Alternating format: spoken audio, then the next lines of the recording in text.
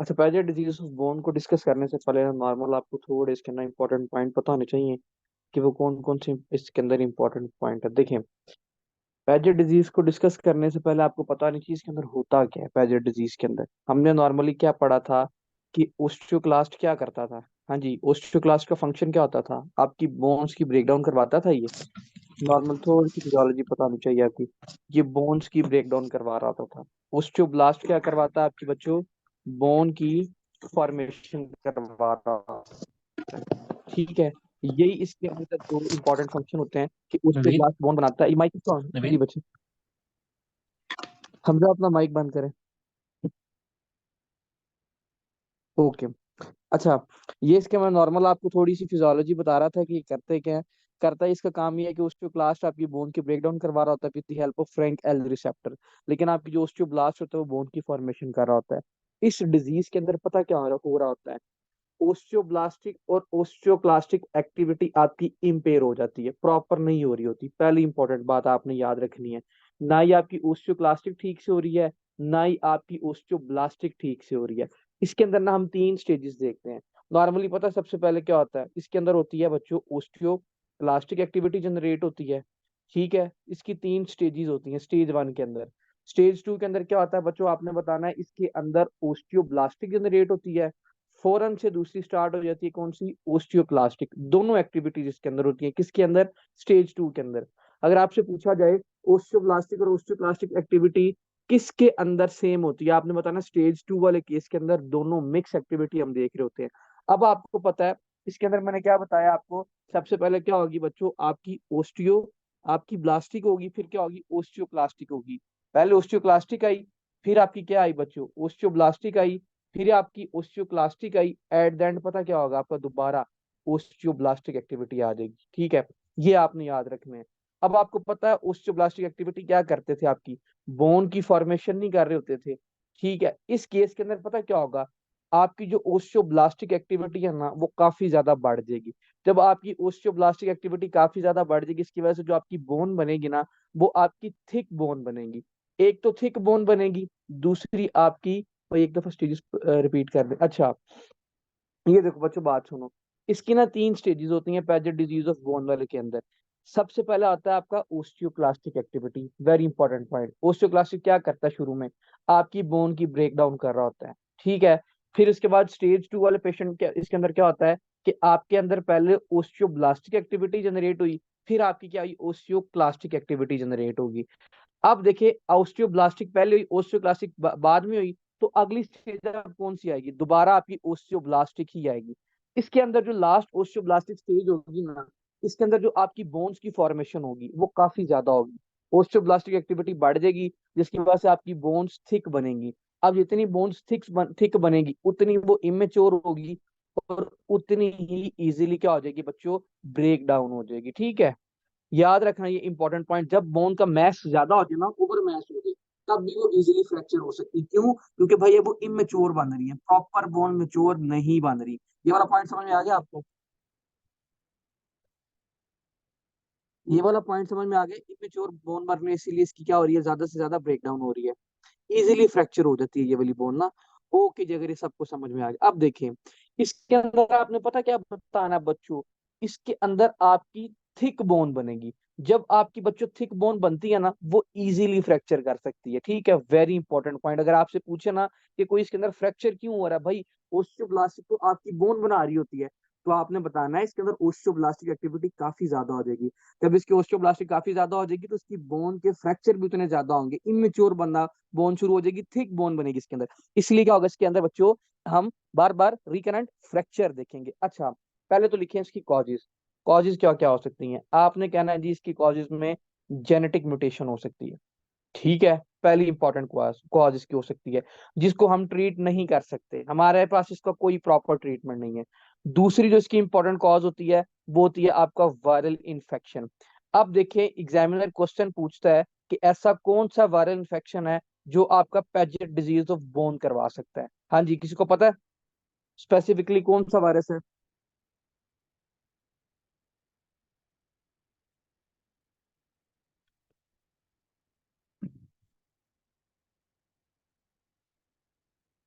पैरामायोक्सो virus नाम है इसका, ठीक है। ये आप अपनी बुक पे लिख लें, वेरी इंपॉर्टेंट एमसीक्यूज लिख लें। एग्जामिनर पूछता होता है ये कौन सा वायरस है इसके अंदर जो करवा सकता है। पैरामायोक्सो वायरस इसके अंदर क्या करवा सकता है बच्चों, आपकी पैजेट डिजीज ऑफ बोन करवा सकता है। ये आपकी बुक पे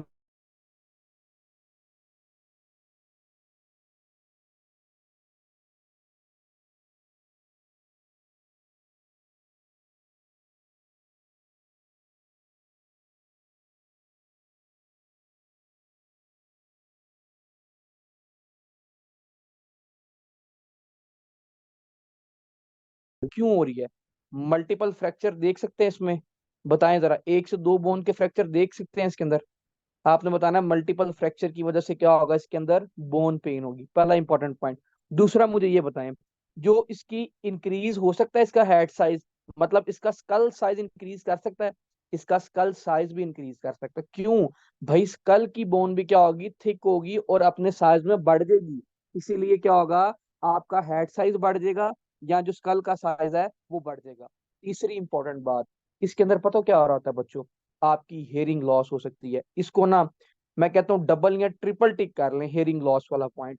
किसी भी डिजीज के अंदर अगर एग्जामिनर मेंशन कर दें, एक पेशेंट आया आपके पास, उसको बोन डिजीज है, ठीक है, उसके बोन फ्रैक्चर हो रहा है, मल्टीपल फ्रैक्चर है, प्लस वो ये बात लिख दे कि इस पेशेंट के अंदर हेयरिंग लॉस है, आंखें बंद करके इसका आंसर लगाना है Padget disease of bone. Very important point, मैं दोबारा आपको बता रहा हूँ, वेरी इंपॉर्टेंट पॉइंट, ठीक है। आंखें बंद कर इसका आंसर ये लगा देना, ठीक है।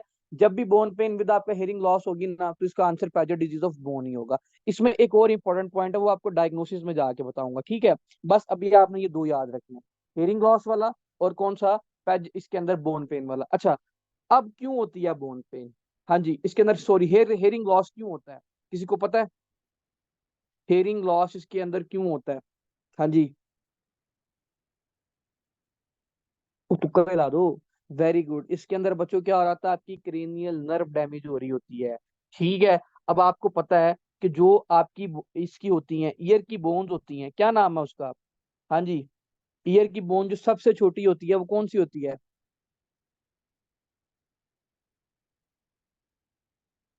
और तीन होती है ना बच्चे, स्टेपियस होती है, आगे, हाँ जी वेरी गुड, इनकस होती है और मेलियस होती है, ये तीन होती है, ठीक है। आपने याद रखना, स्टेपियस, इनकस और मिलियस, ये आपने एफएससी में भी पढ़ी होंगी। जब बच्चों आपकी ये वाली बोन ज्यादा से ज्यादा थिक बनेंगी ना, तो इनके दरमियान में से आपकी क्रेनियल नर्व पास कर रही है, पूछा जाता है कौन सी, तो आपने बताना वेस्टिब्यूलो कोकिल वेस्टिब्यूलो कोक्लियर नर्व इसके अंदर से पास करती है, या हम उसको कहते हैं ऑडिटरी नर्व बोल रहे होते हैं। जब आपकी बोन थिक ज्यादा से ज्यादा बनेगी, ठीक है, जब ये आपकी बोन ज्यादा से ज्यादा थिक बनेगी, फॉर एग्जांपल ये ऐसे बोन बन रही है, ऐसे बोन बन रही है, इसके दरमियान में से क्रेनियल नर्व ऐसे पास कर रही है, कौन सी, ऑडिटरी नर्व पास कर रही है, तो क्या बच्चे वो कंप्रेस हो गए, डैमेज हो जाएगी इस पेशेंट के अंदर, हाँ जी, क्या वो डैमेज हो सकती है इस पेशेंट के अंदर, वो इसके अंदर डैमेज हो जाएगी, तो इसकी वजह से हेयरिंग लॉस हो सकता है। तो ये बात याद रखनी है, इस पेशेंट के अंदर क्या होगा, हेयरिंग लॉस हो जाएगा, वो मैंने आपको रीजन भी बता दी क्यों होगा। दूसरा, एग्जामिनर चौथा पॉइंट पता क्या लिखता है, कि लॉइन लाइक फेस हो जाता है इसके अंदर, कैसा हो जाएगा, लॉइन लाइक फेस, उसकी रीजन बताता हूँ क्यों। जब आपकी क्रेनियोफेशियल बोन ज्यादा से ज्यादा थिक होंगी ना, तो उसका साइज भी बढ़ जाएगा, वो ऐसे लगेगा कि जैसे इसका लॉइन लाइक फेस हो गया, ठीक है। कौन कौन सी, आपकी फेस की बोन और आपकी क्रेनियल बोन जब थिक बनेंगी, तो इसको हम क्या बोलते हैं, लॉइन लाइक फेस बोल रहे होते हैं। अच्छा, एक और इंपॉर्टेंट पॉइंट अभी बता देता हूँ, आपका जब भी एएलपी इंक्रीज करे, यहाँ पे लिख लें, किसी को कोई ये पूरा टॉपिक समझ में नहीं आया, ये तीन बातें आनी चाहिए। एएलपी ज्यादा इसके अंदर इंक्रीज हो जाए, दूसरी इसमें इंपॉर्टेंट बात और क्या हो सकती है, आपकी ज्यादा से ज्यादा क्या हो, बोन पेन हो, या फ्रैक्चर एग्जामिनर मेंशन करे, या इसके अंदर तीसरा पॉइंट एग्जामिनर मेंशन करता है हेयरिंग लॉस। तो बच्चों आंखें बंद करके क्या लगा देना इसका answer, Paget disease of bone, ठीक है। अब आप इसमें से, आप नहीं, मैं आपसे क्वेश्चन पूछता हूँ कि इसके अंदर एएलपी क्यों इंक्रीज करेगा, हाँ जी, ये मैंने आपको पढ़ाया हुआ है, इसके अंदर एएलपी क्यों इंक्रीज करेगा।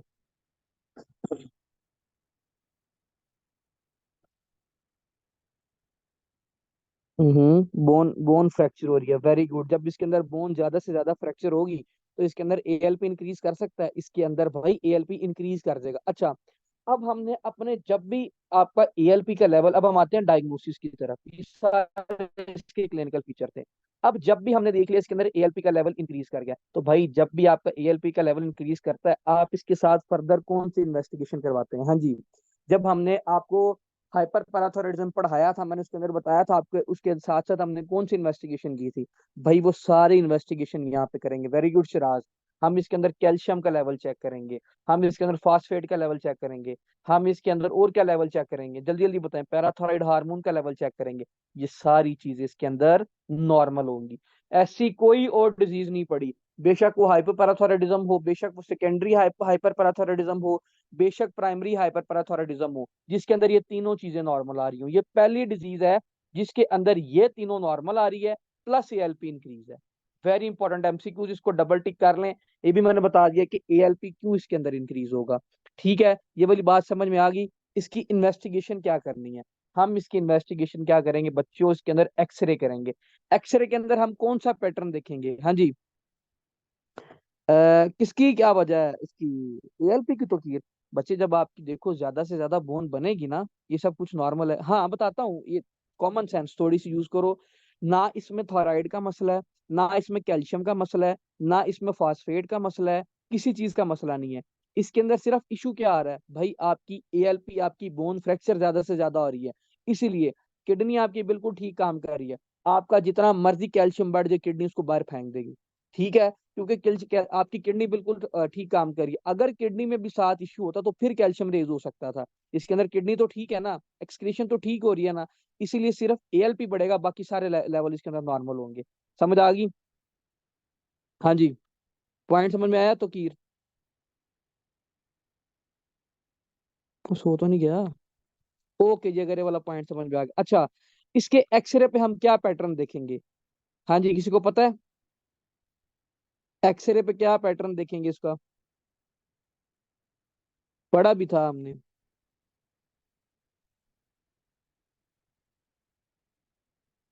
भाई इसके अंदर मोजेक पैटर्न देख सकते हैं, या लेमिलर पैटर्न देख सकते हैं। इसके अंदर वेरी इंपॉर्टेंट एमसीक्यूज ये भी लिख सकता है एग्जामिनर, जो अगर आपसे क्वेश्चन पूछेगा ना, ये दोनों चीजें मेंशन करके भी आपसे क्वेश्चन पूछ सकता है। दूसरा, इसके अंदर हम क्या देख सकते हैं? स्क्लेरोटिक लीजन्स देख सकते हैं। अब स्क्लेरोटिक लीजन्स क्या होती हैं? जब आपका बोन वहां से डैमेज होगी ना, तो वहां पे लीजन्स हो जाएंगी। इसको हम क्या बोलते हैं? स्क्लेरोटिक लीजन्स बोल रहे होते हैं। ठीक है, अगर आपसे पूछा जाए बेस्ट इनिशियल टेस्ट क्या कौन सा है आपका, तो आपने बताना है भाई एक्सरे। ठीक है, अगर आपसे पूछा जाए कि एक्सरे पे पता नहीं चल रहा, तो आपने बताना है रेडियो न्यूक्लियोटाइड बोन स्कैन करेंगे। अब ये क्या रेडियो न्यूक्लियोटाइड बोन स्कैन बताती है? बोन स्कैन ये आपको डिजीज के बारे में बता रही होती है। ठीक है, इसीलिए हम क्या करेंगे? इसके अंदर रेडियो न्यूक्लियोटाइड बोन स्कैन कर रहे होंगे। ठीक है, ये इसके अंदर दो इन्वेस्टिगेशन ये करेंगे, साथ अल्कलाइन फास्फेट का लेवल चेक करेंगे, साथ कैल्शियम का लेवल चेक करेंगे, साथ फास्फेट का लेवल चेक करेंगे, और साथ पैराथायराइड हार्मोन का लेवल चेक करेंगे। बस इतनी सी बातें अब आपको पता होनी चाहिए। अच्छा, अब देखें, फॉर एग्जाम्पल मेरे पास एक पैजेट डिजीज ऑफ बोन का पेशेंट आया है, मैंने इसको ट्रीट कैसे करना है? देखिए इसका ट्रीटमेंट क्या होगा। मैंने शुरू में इसकी एक इंपॉर्टेंट कॉज बताई थी, याद है किसी को? हाँ जी, मैंने शुरू में बताई थी genetic. Very good Siraj. Genetic में भी अब ना जीन का नाम लिख लो, वो कौन सा जीन है जिसके अंदर म्यूटेशन हो सकती है, वो लिख लो। SQSTMI। ठीक है, ये आपकी बुक पे नहीं लिखा हुआ जीन का नाम, एग्जामिनर का कभी भी दिमाग खराब हो सकता है। आप इसको लिख लो, ये वाला जीन इसके अंदर इफेक्ट हो रहा होता है। ठीक है, अब किसके किसी के अंदर जेनेटिक म्यूटेशन होगी, मुझे ये बताएं, क्या हम उसको ट्रीट कर सकते हैं? जेनेटिक म्यूटेशन को आज तक ट्रीट कर सके हैं? नहीं कर सकते। तो हम क्या करेंगे? इसका सिम्टोमेटिक ट्रीटमेंट देंगे। अब इसका सिम्टोमेटिक ट्रीटमेंट क्या हो रहा है? ओस्टियोब्लास्टिक एक्टिविटी बढ़ रही है, बोन फ्रैक्चर ज्यादा से ज्यादा हो रहे हैं। हम ऐसे ड्रग नहीं देंगे जो बोन के फ्रैक्चर को कम करते हो। हाँ जी, बताएं। हम ऐसे ड्रग देंगे जो बोन के फ्रैक्चर को क्या करते हो बच्चों? कम करते हो। हाँ जी, वो कौन सा ड्रग है जो कम करता है? बिस्फॉस्फोनेट। Very good. ठीक है, ये ड्रग देना है, इसका यही ट्रीटमेंट है अपने पास, और इसका कोई प्रॉपर ट्रीटमेंट नहीं है। हाँ जी, इसके नाम क्या? बिस्फॉस्फोनेट की क्लास में कौन कौन से ड्रग आते हैं? हाँ जी, ये याद है? ड्रोनेट वाले ड्रग कल जो बताए थे, पेमिड्रोनेट आ सकता है इसके अंदर, टिलोड्रोनेट आ सकता है इसके अंदर, रिजोड्रोनेट आ सकता है। जितने भी ड्रोनेट वाले ड्रग हैं वो सारे क्या है आपके? बिस्फॉस्फोनेट वाले ड्रग हैं। ठीक है, एक इंपॉर्टेंट ट्रीटमेंट तो हमने ये देख लिया। दूसरा, मुझे ये बताएं, क्या इसके अंदर हम काल्सीटोनिन दे सकते हैं? हाँ जी, काल्सीटोनिन। काल्सीटोनिन क्या करता है आपकी, बताएं बताएं। कैल्शियम के लेवल को क्या करता है, ज्यादा करता है आपकी बोन के अंदर। अगर आपका फ्रैक्चर ज्यादा से ज्यादा हो रहा है, तो क्या हम इसके अंदर कैल्शिटोनिन दे सकते हैं, ताकि क्या करे, उसकी ओस्टियोक्लास्टिक एक्टिविटी को भी इनहिबिट कर दे और आपकी बोन की ब्रेकडाउन भी ज्यादा ना होने दे। तो भाई इसीलिए हम क्या करेंगे, इसके अंदर कैल्शिटोनिन भी दे सकते हैं। ठीक है, यही अपने पास इसका ट्रीटमेंट है, प्रॉपर कोई ट्रीटमेंट नहीं। हाँ, अगर तो उसका भाई वायरल इन्फेक्शन है, उसकी वजह से आपका क्या हो रहा है, पैजेट डिजीज ऑफ बोन हो रहा है, तो हम इसको ठीक कर सकते हैं। पहले तो इसका हम इंक्यूबेशन पीरियड देखेंगे कि इटसेल्फ बंदा ठीक होता है कि नहीं। अगर नहीं होते तो फिर हम उसको एंटीवायरल दे सकते हैं। ठीक है, बस इसका ये हमारे पास ट्रीटमेंट है, प्रॉपर ट्रीटमेंट। अगर जेनेटिक म्यूटेशन है तो अपने पास कोई प्रॉपर इसका ट्रीटमेंट नहीं है। क्वेश्चन कैसे आता है, एग्जामिनर क्या पूछता है कि भाई उसको बोन पेन है, प्लस मैं दोबारा रिपीट कर रहा हूँ, उसका एएलपी का लेवल इंक्रीज है, प्लस उसमें ये पॉइंट रिपीट करना, सिग्नल, अच्छा आपके सिग्नल चले गए थे। बोन पेन है प्लस उसका एएलपी ज्यादा है, प्लस उसके अंदर वो लिखेगा बच्चों हेयरिंग लॉस है। मैंने आपको ये बताया कि ट्रीटमेंट, मैंने आपको ये बात बताई, दोबारा सुनो हफ्सा, कि इसके अंदर ना बच्चे हम ना ट्रीटमेंट वाला ये पॉइंट वाला repeat- अच्छा मैं आपको रिपीट कर देता हूँ। इसके अंदर पता क्या होता है, हमारी जेनेटिक म्यूटेशन होती है। अगर पूछा जाए कौन सा जीन इन्वॉल्व है, तो आपने बताना है SQS TMI। ठीक है, ये जीन का नाम है। आपने बताना है जिसकी ट्रीटमेंट में जो फर्स्ट लाइन ट्रीटमेंट देंगे, हम बिस्फास्फोनेट देंगे। बिस्फास्फोनेट क्या करता है, आपकी ओस्टियोक्लास्टिक एक्टिविटी को इनहिबिट कर देता है, आपकी इन शॉर्ट बोन के फ्रैक्चर नहीं होने देता होता। ठीक है, जब आपके बोन के वो फ्रैक्चर नहीं होने देगा, बोन थिक तो जरूर बनेगी लेकिन उसका फ्रैक्चर नहीं हो रहा। पहला इंपॉर्टेंट पॉइंट आपने ये बताना है। जो उसकी क्लास में ड्रग आती है, आपने बताना ड्रोनेट की सारी आती है, इसमें इसके अंदर आती है, अभी मैंने आपको बताया कौन कौन सी आती है। साथ इसके अंदर हम कैल्सिटोनिन दे सकते हैं। कैल्सिटोनिन भी क्या कर रहा होता है भाई, आपके वो बोन के फ्रैक्चर को नहीं होने देता, क्या मिनरलाइजेशन ज्यादा से ज्यादा कर रहा होता है, आपकी कैल्शियम के लेवल को आपकी बोन के अंदर मेंटेन कर रहा होता, ताकि फ्रैक्चर ना हो। थिक बोन बनती रहे लेकिन फ्रैक्चर ना हो। ठीक है, अगर वो फ्रैक्चर होंगी तो साथ उसके अंदर मल्टीपल फ्रैक्चर भी हम देख सकते हैं। प्रॉपर ट्रीटमेंट अपना इसके पास कोई भी नहीं है। ठीक है, नो प्रॉपर ट्रीटमेंट इसका, बस यही कर सकते हैं हम, इसको बिस्फास्फोनेट पे रख सकते हैं। हाँ जी, इस टॉपिक में से किसी का कोई भी क्वेश्चन?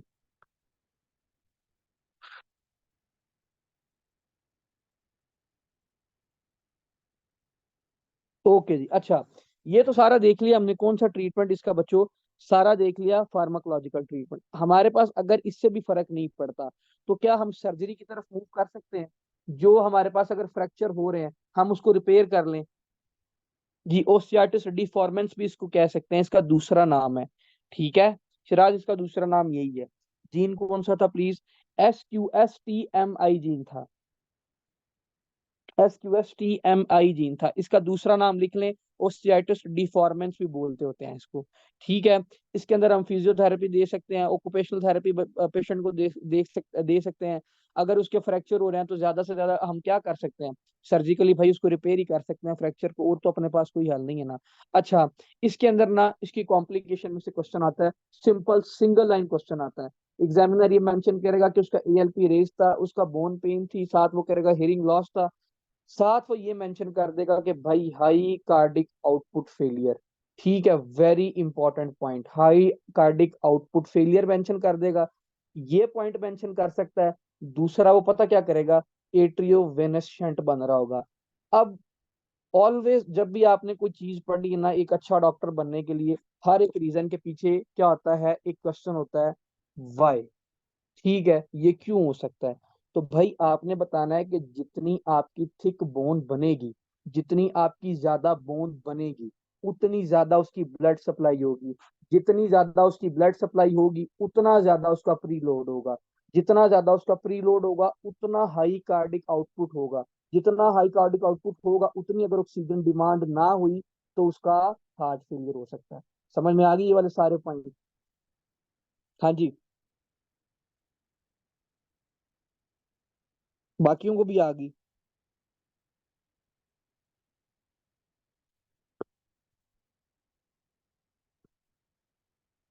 तो ये रिपीट कर दे फातिमा, एक मिनट बच्चे देखें, यार बच्चे देखें, मैंने पता क्या कहा, आपकी इसके अंदर क्या हो रही थी, ओस्टियोब्लास्टिक एक्टिविटी बढ़ रही थी। मैंने आपको यही बताया ना, जब इसकी ओस्टियोब्लास्टिक एक्टिविटी बढ़ती है, तो बोन ज्यादा से ज्यादा नहीं बनती, तो जब उसकी ज्यादा से ज्यादा बोन्स बनेंगी, अब आप मुझे ये बताएं थिक बन रही है तो उसकी ब्लड सप्लाई भी तो ज्यादा होगी ना बोन वाले एरिया पे, उस स्पेसिफिक एरिया पे। जब उसकी ब्लड सप्लाई ज्यादा होगी तो मुझे ये बताएं, क्या उसका प्रीलोड हार्ट की तरफ ब्लड उतना ज्यादा नहीं जा रहा होगा? आपकी एक नई vessel, vascular endothelial growth factor के जरिए आपकी एक नई वेसल बन गई है, तो प्रीलोड ज्यादा नहीं होगा उस पेशेंट का? उसका प्रीलोड ज्यादा हो जाएगा। तो जब उसका प्रीलोड ज्यादा होगा, हमारे हार्ट की इतनी वो कैपेसिटी नहीं है कि उतना ब्लड बाहर निकाल सके, तो क्या इसकी वजह से हाई कार्डिक आउटपुट फेलियर हो सकता है? हाँ जी, आउटपुट ज्यादा होगी ना अब, हाई कार्डिक आउटपुट फेलियर हो सकता है इस पेशेंट के अंदर। खुद ही बताएं, कॉमन सेंस वाली बात है, खुद ही सोच के। हाँ जी, हो सकता है। ओके जी, अगर ये वाला पॉइंट समझ में आ गया, इसको बुक से रीड आउट करा दूं कि अब आगे जाने दूं? हाँ जी,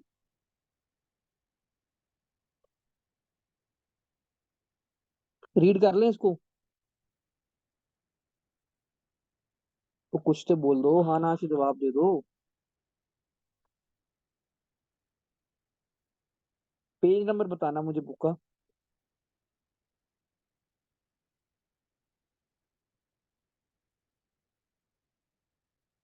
ओके, करवा देते हैं 104।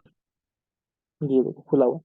ये देखिए, उसने क्या बताया कि rate of the bone turnover ज्यादा with the excessive resorption and formation of the bone leading to the mosaic laminar bone pattern appearance, उसकी हम एक्सरे पे ये देखते होते हैं। Suspected to be caused by the effect of the latent viral infection, यहाँ पे नाम नहीं लिखा हुआ, हमने क्या लिखना है? पारोक्सिस्मस वायरस होता है इसके अंदर। ठीक है, आपने बताना जेनेटिकली भी हो सकता है। किस जीन की म्यूटेशन होती है? क्या बताया था मैंने आपको? SQS TM1 जीन की म्यूटेशन हो रही है इसके अंदर, associated with the primary epithelium के साथ भी हो सकता है, और आपका ओस्टियोसार्कोमा भी करवा सकता होता है। ठीक है, वो इसने बोला कि स्कल वर्टिब्रल वर्टिब्रल बोन इसके अंदर इफेक्टेड हो सकती हैं। आपने बताना यूजली एसिम्टोमेटिक होता है, अगर सिम्टोमेटिक हुआ तो क्या क्या हो सकता है इसके अंदर? टचिंग बोन, जॉइंट पेन, बोनी डिफॉर्मिटीज हो सकती है, फ्रैक्चर हो सकता है इसके अंदर, नर्व इंटरप्रेट हो सकती है। कौन सी स्पेसिफिकली? आपने बताना ऑडिटरी नर्व, वेस्टिब्यूलो नर्व इसके अंदर इन्वॉल्व हो सकती है। हेडेक होगा इसके अंदर, हेयरिंग लॉस हो सकता है, related to occur if involving the skull. Best initial test में हम इसका एक्सरे कर सकते हैं, लेटिकोस्क्लेरोटिक लीजन देखेंगे, रेडियो न्यूक्लियोटाइड स्कैन देख सकते हैं साइट ऑफ द डिजीज देखने के लिए। ठीक है, और इसके अंदर क्या करेंगे? इसके अंदर हमने ये सारे लेवल देख लिए, अल्कलाइन फास्फेट, ALP, उसके कैल्शियम फास्फेट, पैराथोराइड हार्मोन, ये भी सारे लेवल देख लिए हमने इसके अंदर। मोस्ट पेशेंट का होता है एसिम्टोमेटिक होता है, हमारा ट्रीटमेंट क्या है कि इसके फ्रैक्चर ज्यादा ना हो, इसलिए बिस्फास्फोनेट दे सकते हैं, कैल्शिटोनिन दे सकते हैं, विटामिन डी भी दे सकते हैं, कैल्शियम भी दे सकते हैं। और इसमें क्या दे सकते हैं? पेन के लिए आप एसिटामिनोफेन या non steroidal anti inflammatory drug भी दे सकते हैं। ठीक है, ये सारा इसका वो था, सिम्टोमेटिक ट्रीटमेंट था। उसकी और क्या थेरेपी करेंगे? फिजियोथेरेपी कर सकते हैं, और हम इसमें क्या कर सकते हैं? सर्जरी के लिए अगर फ्रैक्चर ज्यादा है तो उसके लिए हम सर्जरी कर सकते हैं। और इसकी कॉम्प्लिकेशन में ऑस्टियोआर्थराइटिस हो सकता है, आपका ऑस्टियोसार्कोमा हो सकता है, और एट द एंड क्या, हाई कार्डिक आउटपुट फेलियर भी हो सकता है। अब ऑस्टियोसार्कोमा क्यों हो सकता है? आपने बताना है भाई, अगर उसकी बोन ज्यादा थिक से थिक बन रही है तो उसकी with the passage of time अगर ज्यादा से ज्यादा यही कंडीशन रही तो वो आगे कैंसर के अंदर भी चेंज हो सकती है। क्वेश्चन कैसे आएगा? Bone pen and the hearing loss, think Padget disease, very important MCQ, इसके ऊपर लिख लें। साथ इसके अंदर ये भी ऐड कर लें कि इसके अंदर ALP का लेवल इंक्रीज होगा। हाँ जी, समझ में आ गई?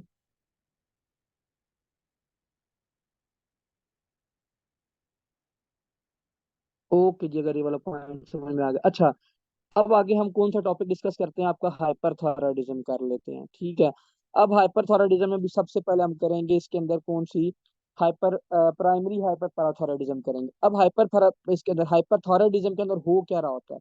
मुझे क्लिनिकल फीचर बताएं। आपको पता है कि वो एक दफा डिस्कस करवा दूं दोबारा अगेन सारे? सबको पता है कि कर लें हम इसके?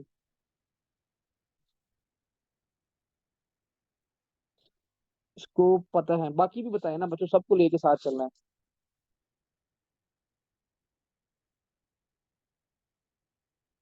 अजमत बच्चे, हियरिंग लॉस की वजह ये होती है, मैंने आपको बताया कि जब आपके ईयर की जो बोन्स होती है ना, स्टेपिस, इंकस और मेलियस, ये जब ज्यादा से ज्यादा थिक बनती है ना, तो इसके दरमियान से ऑडिटरी नर्व पास कर रही होती है। जब इसके पास से ऑडिटरी नर्व पास कर रही होगी तो वो कंप्रेस हो जाएगी। जब वो आपकी नर्व कंप्रेस हो जाएगी तो उसकी वजह से क्या होगा बच्चे? आपकी हियरिंग लॉस हो सकती है। ठीक है, हाँ जी, बच्चे करवा दूं? लड़कियां किधर गई वो भी बताएं, करवा दें कि आगे जाने दें? फिर बाद में ना मुझे कोई कहे कि यार मुझे इसके क्लिनिकल फीचर नहीं पता थे। आपको जो सुपरफिशियली वो करवा देता हूँ। फॉर एग्जाम्पल, हमारे पास एक हाइपरथायराइडिज्म का पेशेंट आया है। ठीक है, अब हाइपरथायराइडिज्म वाले पेशेंट के अंदर क्या होता है? बेजल मेटाबॉलिक रेट बड़ा होता है। हाँ जी, पहले तो मुझे ये बताया ना, उसका बेसल मेटाबॉलिक रेट बढ़ा होगा। जब उसका बेसल मेटाबॉलिक रेट बढ़ा होगा तो क्या इसकी वजह से बच्चों वेट लॉस हो सकता है? हाँ जी, साथ साथ मुझे कमेंट में बताते जाइएगा, क्या इसका वेट लॉस हो सकता है? अब देखिए, जब इसका बेसल मेटाबॉलिक रेट बड़ा होता है, इसका सिंपैथेटिक नर्वस सिस्टम भी ज्यादा से ज्यादा एक्टिवेट होता है। जब इसका सिंपैथेटिक नर्वस ज्यादा से ज्यादा एक्टिवेट हो सकता है, तो क्या इसके अंदर स्वेटिंग हो सकती है? हाँ जी, क्या इसके अंदर स्वेटिंग हो सकती है? वेरी इंपॉर्टेंट एमसीक्यूज याद है। अच्छा बच्चे, मैं ना थोड़ा सा आपको ना फार्माकोलॉजी की तरफ लेके जा रहा हूँ, मुझे पता है आप कंफ्यूज हो जाएंगे, लेकिन कभी ना कभी ये चीज काम आ जाएगी आपके ना। जो होते हैं ना हमारे पास, ये एक होता है पैरासिम्पथेटिक नर्वस सिस्टम, एक होता है हमारे पास सिंपथेटिक नर्वस सिस्टम। यही होते हैं ना हमारे जो, फॉर एग्जांपल अगर बात करते हैं पैरासिम्पथेटिक नर्वस सिस्टम की बात करते हैं, ठीक है, इसके जो प्री साइनेप्टिक पे टर्मिनल होता है ना, ये अपने पास वो होता है न्यूरो, वो होता है एसिटाइल कोलिन हमारे पास पड़ा होता है ना। अगर आपके और पोस्ट पे क्या क्या पड़ा होता है हमारे पास, आगे कौन से होते हैं, इधर भी क्या होता है बच्चों, एसिटाइल कोलिन ही होता है, ठीक है, न्यूरो। याद है ना? हाँ जी, वेरी गुड। तो केस, स्वेट ग्लैंड वाले केस में एक्सेप्शनल केस होता है। मेरे से एक पता नहीं किसने क्वेश्चन पूछा था कि भाई जब आपका ज्यादा से ज्यादा स्वेटिंग होती है तो तब उस वक्त आपका न्यूरो कौन सा होता है, प्री पे भी और पोस्ट पे भी? तो बच्चों आपने बताना नॉर्मली ना, आपका जो होता है ना पैरासिम्पथेटिक नर्वस सिस्टम। एक मिनट, तो फिर मुझे बाकी सबको भी समझाने दो, ठीक है। फॉर एग्जांपल ये आपका पैरासिम्पथेटिक नर्वस सिस्टम की आपका प्री साइनेप्टिक टर्मिनल था, ठीक है। ये आगे पोस्ट साइनेप्टिक टर्मिनल था जो मैसेज लेके आगे जा रहा होता है। प्री पे इसका होता है एसिटाइल कोलिन, पोस्ट पे भी क्या होता है, एसिटाइल कोलिन, किसका, पैरासिम्पथेटिक नर्वस सिस्टम, ठीक है। लेकिन अगर हम बात करें ना बच्चों किसकी, सिंपथेटिक नर्वस सिस्टम की, किसकी, सिंपथेटिक, इस बात को समझना फिर ही टॉपिक आगे लेके जाऊंगा। सिंपथेटिक नर्वस सिस्टम की, इसकी पता क्या होता है, प्री पे आपके पास सेम एसिटाइल कोलिन ही होता है, लेकिन पोस्ट पे क्या होता है आपका, या नॉरएपिनेफ्रिन हो सकता है, या डोपामिन हो सकता है, या आपका सीरोटोनिन रिसेप्टर हो सकता है, ठीक है। ये आपके तीन रिसेप्टर हो सकते हैं किसके, सिंपथेटिक नर्वस सिस्टम की। लेकिन एक एक्सेप्शनल केस है, वो है बच्चों sweat gland. Very important MCQs in pharmacology, ठीक है। जब आप पढ़ेंगे एएनएस सिस्टम, उसके अंदर पता क्या होता है, आपके स्वेट ग्लैंड पे ना, आप, मैंने कहा कि जब आपकी सिंपथेटिक स्टिमुलेशन होती है ना, तब आपका ज्यादा से ज्यादा क्या करवा रहा होता है, स्वेटिंग हो रही होती है। क्यों हो रही होती है? क्योंकि बच्चों इसके प्री पे भी एसिटाइल कोलिन होता है, इसके पोस्ट पे भी एसिटाइल कोलिन होता है। वेरी इंपॉर्टेंट एमसीक्यूज, ये एक एक्सेप्शनल केस है, ये नहीं भूलना। ये आपने इसकी पढ़ी होगी ना, न्यूरोलॉजी पढ़ी होगी, नॉर्मल फिजियोलॉजी पढ़ी होगी इसकी, न्यूरो नर्वस सिस्टम की, उसमें भी ये बात लिखी हुई है। हाँ जी, समझ आई कि नहीं आई?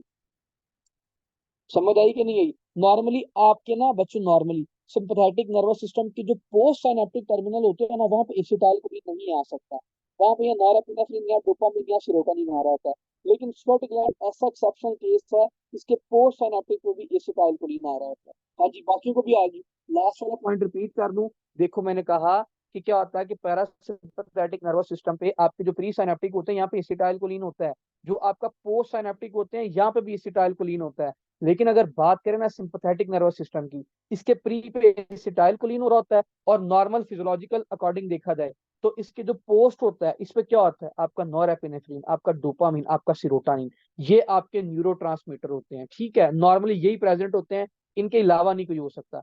लेकिन एक एक्सेप्शनल केस है, वो है स्वेट ग्लैंड। स्वेट ग्लैंड के केस पे आपका प्री पे भी, ड्यूरिंग, ये किसका मैं बता रहा हूँ अब, सिंपथेटिक का ही एक्सेप्शनल केस बता रहा हूँ, ठीक है। इसके प्री पे भी एसिटाइल कोलिन होगा और पोस्ट पे भी एसिटाइल कोलिन होगा। वेरी इंपॉर्टेंट एमसीक्यू, जिसको डबल टिक कर लें, ठीक है। ये आपसे एमसीक्यू पूछते होते हैं। समझ आ गई अब तक सीन? बस इतना याद रख लें, इसके प्री और पोस्ट दोनों पे एसिटाइल कोलिन होगा बस। अगर ये नहीं याद हो रहा कुछ भी तो ओके, अगर क्लियर हो गया तो इसके अंदर क्या होगी बच्चों, ज्यादा से ज्यादा स्वेटिंग होगी, यही रीजन है इसके अंदर क्या होगी, स्वेटिंग इंक्रीज कर रही होगी, ठीक है। और इसके अंदर क्या हो सकता है, देखिए मुझे आप ये बताएं, क्या इस पेशेंट के अंदर डायरिया हो सकता है? अगर डायरिया होगा तो वो डायरिया क्यों होगा? हाँ जी, क्या इस पेशेंट के अंदर डायरिया हो सकता है? अब आप लोग बताते जाए ना, आप लोगों ने तो ये पढ़ी है पैथो कितनी दफा इसकी, जल्दी जल्दी बताएं। डायरिया होगा इस पेशेंट के अंदर, क्यों होगा जी? हफ्सा क्यों होगा इसके अंदर? फातिमा बच्चे क्यों होगा? जैन, ये पार्टिसिपेट नहीं कर रहे ना।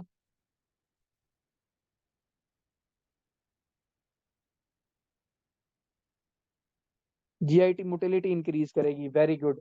भाई आपका जब बेजल मेटाबॉलिक रेट बढ़ रहा है, ठीक है, अब आपका बेजल मेटाबॉलिक रेट बढ़ रहा है, तो इसकी वजह से जीआईटी मोटिलिटी भी बढ़ रही है। तो जब इसकी वजह से जीआईटी मोटिलिटी बढ़ रही है तो क्या बच्चों इसकी वजह से डायरिया हो सकता है? हाँ जी, जल्दी जल्दी बताएं, क्या इसकी वजह से डायरिया हो सकता है? इसकी वजह से डायरिया हो सकता है।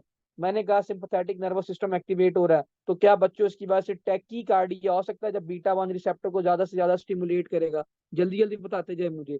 हाँ जी, जल्दी जल्दी बताएं, क्या इस पेशेंट के अंदर बोन रिजॉर्प्शन ज्यादा से ज्यादा होगी? कल जब हमने आपका एक टॉपिक पढ़ा था, कौन सा, ओस्टियोप्रोसिस वाला, उसमें एक कॉज उसने मेंशन की हुई थी हाइपरथायराइडिज्म। अब मैं बताता हूँ वो क्यों करवाएगा। भाई ये आपके जो होता है ना T3 और T4 एक्सेस, ये जाके आपके रैंक एल रिसेप्टर को स्टिमुलेट कर रहा होता है। जब ये आपके रैंक एल रिसेप्टर को ज्यादा से ज्यादा मैसेज देगा, उतनी ज्यादा आपकी ओस्टियोक्लास्टिक एक्टिविटी बढ़ेगी। जितनी ज्यादा आपकी ओस्टियोक्लास्टिक एक्टिविटी बढ़ेगी उतने ज्यादा भी आपके फ्रैक्चर हो सकते हैं। ठीक है, बोन रिजॉर्प्शन ज्यादा से ज्यादा होगी। ठीक है, बात समझ में आ गई ये वाली कि बोन रिजॉर्प्शन ज्यादा क्यों होगी, ये भी पॉइंट आपने याद रखना। और इस पेशेंट के अंदर क्या हो सकता है? मसल मास डिक्रीज कर सकता है। जल्दी जल्दी बताते जाएं, क्या इसके अंदर मसल मास डिक्रीज करेगा? इसके अंदर मसल मास भी डिक्रीज कर देगा। ये आपका हाइपरग्लाइसीमिया करवा सकता है। अब ये हाइपरग्लाइसीमिया कैसे करवा सकता है? जब इसका सिंपैथेटिक नर्वस सिस्टम एक्टिवेट होगा, आपके लीवर से बीटा टू रिसेप्टर को एक्टिवेट करेगा। जब आपके लीवर पे बीटा टू पड़े होते हैं, अब आपको पता है जब लीवर पे बीटा टू रिसेप्टर एक्टिवेट होंगे, ये ज्यादा से ज्यादा ग्लूकोनियोजेनेसिस करवाएंगे। जब ये ज्यादा से ज्यादा ग्लूकोनियोजेनेसिस करवाएंगे तो क्या आपका ग्लूकोज का लेवल बॉडी में इंक्रीज कर देंगे? बॉडी में ग्लूकोज का लेवल इंक्रीज कर देंगे। क्या आपका हाइपरग्लाइसीमिया ये करवा सकते हैं? तो भाई ये हाइपरग्लाइसीमिया भी करवा सकते हैं। हाँ जी, ये सारे नॉर्मल फंक्शन समझ में आ गए? बताएं बताएं, ये सारी आपकी यार वही बातें हैं जो हमने पहले ऑलरेडी पढ़ी। अच्छा, अब बात करते हैं किसकी? ग्रेव डिजीज की। ये इंपॉर्टेंट है, ठीक है। ग्रेव डिजीज के अंदर क्या हो रहा होता है? ग्रेव डिजीज के अंदर आपने हमेशा याद रखना है कि आपकी जब ग्रेव डिजीज के अंदर ना ऑटो एंटीबॉडीज एक्टिवेट हो जाती हैं। अब ऑटो एंटीबॉडीज में से नाम पूछता कौन सी, तो आपने बताना है बच्चों आईजीजी। वेरी इंपॉर्टेंट एमसीक्यू, पहला एमसीक्यू टिक करें कि कौन सी ज्यादा आपकी एंटीबॉडीज एक्टिवेट हो रही होती हैं। तो आपने बताना है आईजीजी एंटीबॉडीज स्टिमुलेट हो रही होती हैं। इसके अंदर पहला एमसीक्यूज लिख लें। दूसरा एमसीक्यूज लिख लें कि एग्जामिनर पूछता है इसके अंदर कौन सा हाइपर सेंसिटिविटी रिएक्शन होता है। तो आपने बताना है type 2 hyper sensitivity reaction. Very important MCQ, ये भी आपने याद रखना है। तीसरा इसके अंदर पता क्या होता है? जब आपका आईजीजी का लेवल ज्यादा होता है ना, ये जाके आपके स्टिमुलेट कर देते हैं कि इसको थोराइड स्टिमुलेटिंग हार्मोन रिसेप्टर को स्टिमुलेट कर देंगे। तो जब आपका थॉराइड स्टिमुलेटिंग हार्मोन रिसेप्टर स्टिमुलेट हो जाएगा, तो बच्चों इसकी वजह से जो आपका T3 और T4 है वो ज्यादा से ज्यादा बनेगा। जब इसका T3 और T4 ज्यादा से ज्यादा बनेगा, मुझे ये बताएं, क्या इस पेशेंट के अंदर हाइपरथायराइडिज्म अब हो सकता है? हाँ जी, क्या इस पेशेंट के अंदर हाइपरथायराइडिज्म हो सकता है? इसके अंदर बच्चों हाइपरथायराइडिज्म हो जाएगा। अच्छा, इसके अंदर और क्या हो सकता है? आपने याद रखना है कि इसके अंदर ना डिफ्यूज ग्वाइटर होता है। पहले तो मुझे ना ग्वाइटर की डेफिनेशन बताएं, ग्वाइटर होता क्या है? हाँ जी, ग्वाइटर होता क्या है, पहले तो ये बताएं ना।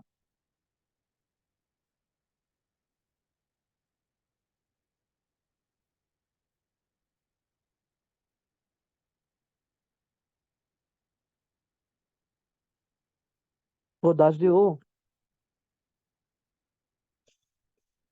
Very good, enlarge thyroid, very good Ajwad, very good.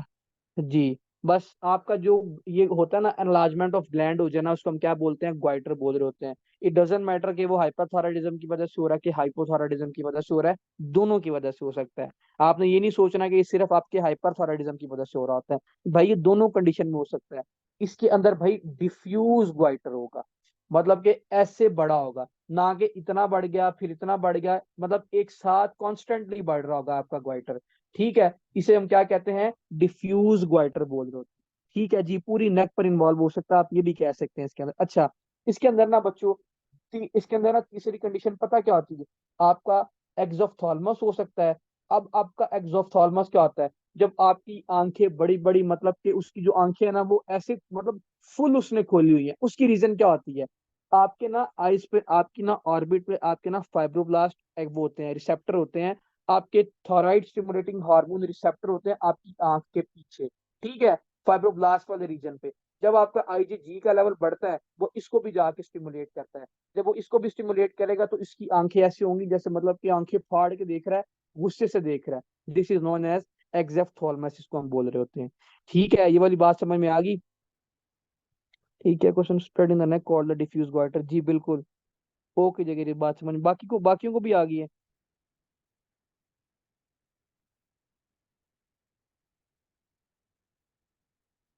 Okay जी। अच्छा, इसके अंदर तीसरा पॉइंट पता क्या होता है बच्चों? पेरिटिबियल मिक्सेडीमा और होता है। अब देखिए पेरिटिबियल मिक्सेडीमा क्या होता है बच्चों? जब भी आपका टीएसएच एक्टिवेशन होती है ना ज्यादा से ज्यादा, ये आपकी बॉडी, देखिए इस बात को, इसको समझिएगा। जब आपके टीएसएच की एक्टिवेशन ज्यादा होती है ना, ये आपकी बॉडी में ग्लाइकोजामाइनोग्लाइकन का लेवल इंक्रीज कर देते हैं।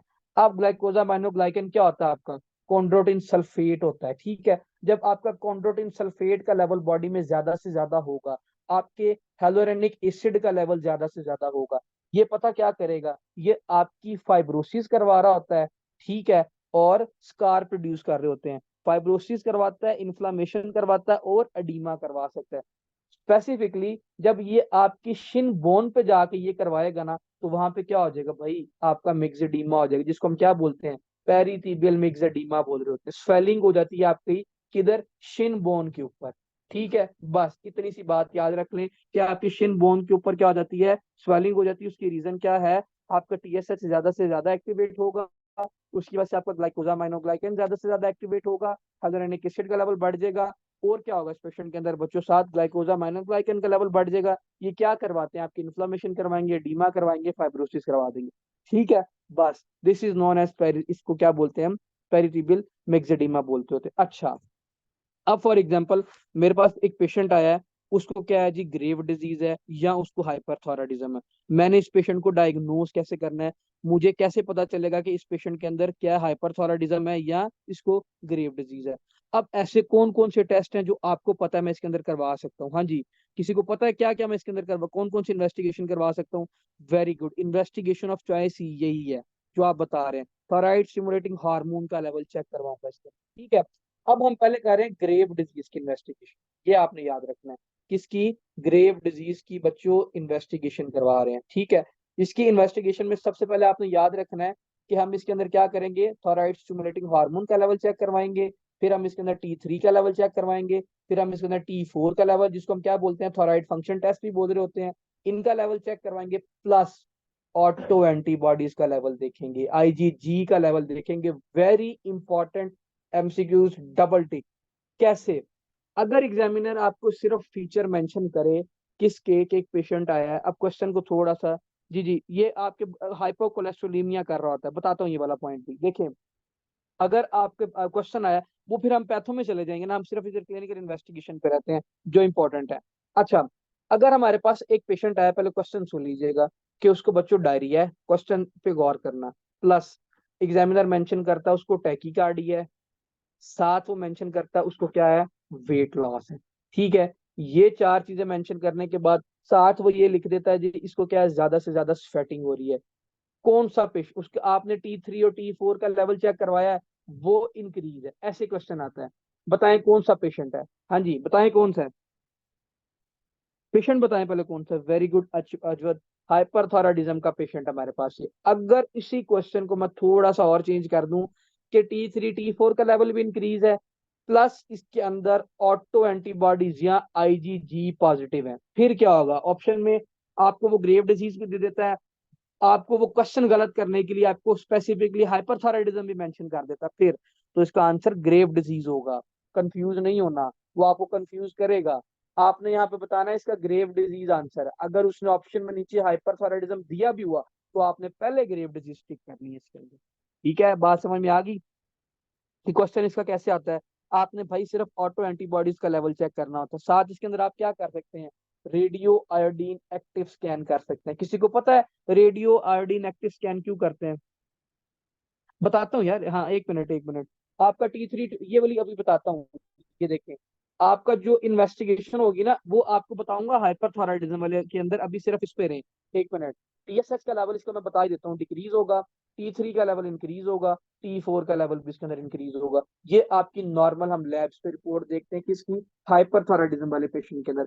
थोड़ी सी चेंजिंग करनी है इसके अंदर अगर आईजीजी पॉजिटिव कर दो, तो भाई ये ग्रेव डिजीज हो जाएगा। बस ये डिफरेंशियल पॉइंट है इसका, और ऐसा कुछ कोई नहीं। ठीक है। अच्छा, आपको मैंने क्या बताया कि रेडियो एक्टिव आयोडीन स्कैन क्यों करते हैं? हाँ जी, किसको पता है? बाहर से हम क्या देते हैं? अगर उसको देते हैं आयोडीन दे रहे होते हैं, ठीक है। अगर तो भाई वो आयोडीन ज्यादा से ज्यादा कंज्यूम कर रहा है, हाँ जी, तो फिर ये कौन सा पेशेंट है? हाँ जी, हॉट कोर नड्यूल्स देखने के लिए very good Azmat, very good Hafsa, very good Tasneem. ये क्या करता है? हम इसको कैंसर को रूल आउट करने के लिए कर रहे होते हैं कि बिनाइन है, इसको क्या हॉट नड्यूल्स है, इसके कॉल्ड नड्यूल्स हैं। तो हम जब इसको बाहर से भैया आयोडीन देंगे, अगर तो भाई वो आयोडीन ज्यादा से ज्यादा कंज्यूम कर रहा है, ज्यादा से ज्यादा कंज्यूम कर रहा है, दैट मीन इस पेशेंट को क्या है? ग्रेव डिजीज है। क्यों? क्योंकि इसका टीएसएच रिसेप्टर भाई ज्यादा से ज्यादा एक्टिवेट है। आप बाहर से जितना मर्जी आयोडीन देते हो, जो वो उतना ज्यादा कंज्यूम करता रहेगा, उसको कोई फर्क नहीं पड़ने वाला। इसको हम क्या कहते हैं? हॉट नोड्यूल्स बोल रहे होते हैं। जो उसके अंदर नोड्यूल्स बनेंगे, उसको हम हॉट नोड्यूल्स बोलते हैं। फिर बात करते हैं कोल्ड नोड्यूल्स की या वार्म नोड्यूल्स की। ये आपकी क्या करती है? कोल्ड नोड्यूल्स आपका इनटेक जो होता है ना आयोडीन का, वो यूज कम करती है। अगर आप इसको बाहर से देते हो, वो ये चीज इंडिकेट करती है कि इस पेशेंट को क्या है भाई? कैंसर है कोई ना कोई, थायराइड का। वो हम देखते हैं कौन कौन से कैंसर है, वो भी आगे जाके डिस्कस करेंगे। बस आपने इतनी सी बातें याद रखनी है। वार्म नड्यूल वाले पेशेंट के अंदर आपका नॉर्मली कंज्यूम करेगा जितना वो पहले कर रहा होता है। हाँ जी, ये वाला समझ में आ गया? आपको रेडियो आयोडीन वाली बात समझ में आ गई? ओके जी, अगर समझ में आ गई। अच्छा, अब इसकी देखिए, ये तो सारी हमने कर ली इन्वेस्टिगेशन।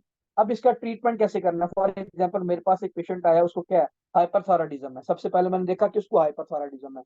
मैं ऐसे कौन से ड्रग दूंगा उसके अंदर? आपने पढ़ा था कि प्रोपाइल थायरोसिल दे सकते हैं, आपने पढ़ा था मिथामिजोल या कार्बिमाजोल दे सकते हैं। ये सारे ड्रग आपने पढ़े थे। इसके अंदर कोर्टिकोस्टेरॉइड भी देंगे। हाँ जी, कोई बच्चा यहाँ पे है जो मुझे बताएगा कि इसके अंदर कोर्टिकोस्टेरॉइड क्यों देंगे? Very good Siraj, autoimmune disease है भाई। अगर उसको ग्रेव डिजीज है तो हमने क्यों देनी है उसको? हम इसीलिए उसको कॉर्टिकोस्टेरॉइड देंगे, उसको ऑफ्थेल्मोपैथी ना आ जाए, इसीलिए हम क्यों देंगे उसके अंदर? आपको कोर्टिकोस्टेरॉइड दे रहे होते हैं, ग्रेव डिजीज वाले पेशेंट के अंदर साथ दे रहे होते हैं, ठीक है। ये क्वेश्चन भी आता है कि हम कोर्टिकोस्टेरॉइड क्यों देते हैं, तो आपने बताना भाई ये ग्रेव डिजीज में दे रहे होते हैं उसको। ठीक है, ये सारी बातें। अगर तो पेशेंट कंडीशन, थॉराइड स्टोन में पता क्या होता है? आपका एक्सेसिव क्या रिलीज होता है? कैटेकोलामाइन रिलीज होता है। मैंने आपको बताया था ना कि आपका सिंपैथेटिक नर्वस सिस्टम एक्टिवेट होता है, भाई कैटेकोलामाइन रिलीज करना होता है। कैटेकोलामाइन क्या होते हैं? एपिनेफ्रिन और एपिनेफ्रिन। अगर पूछा जाए इसके अंदर ड्रग ऑफ चॉइस कौन सी, क्वेश्चन ये आता है, इसके अंदर ड्रग ऑफ चॉइस कौन सी है? भाई एक मिनट, एक मिनट।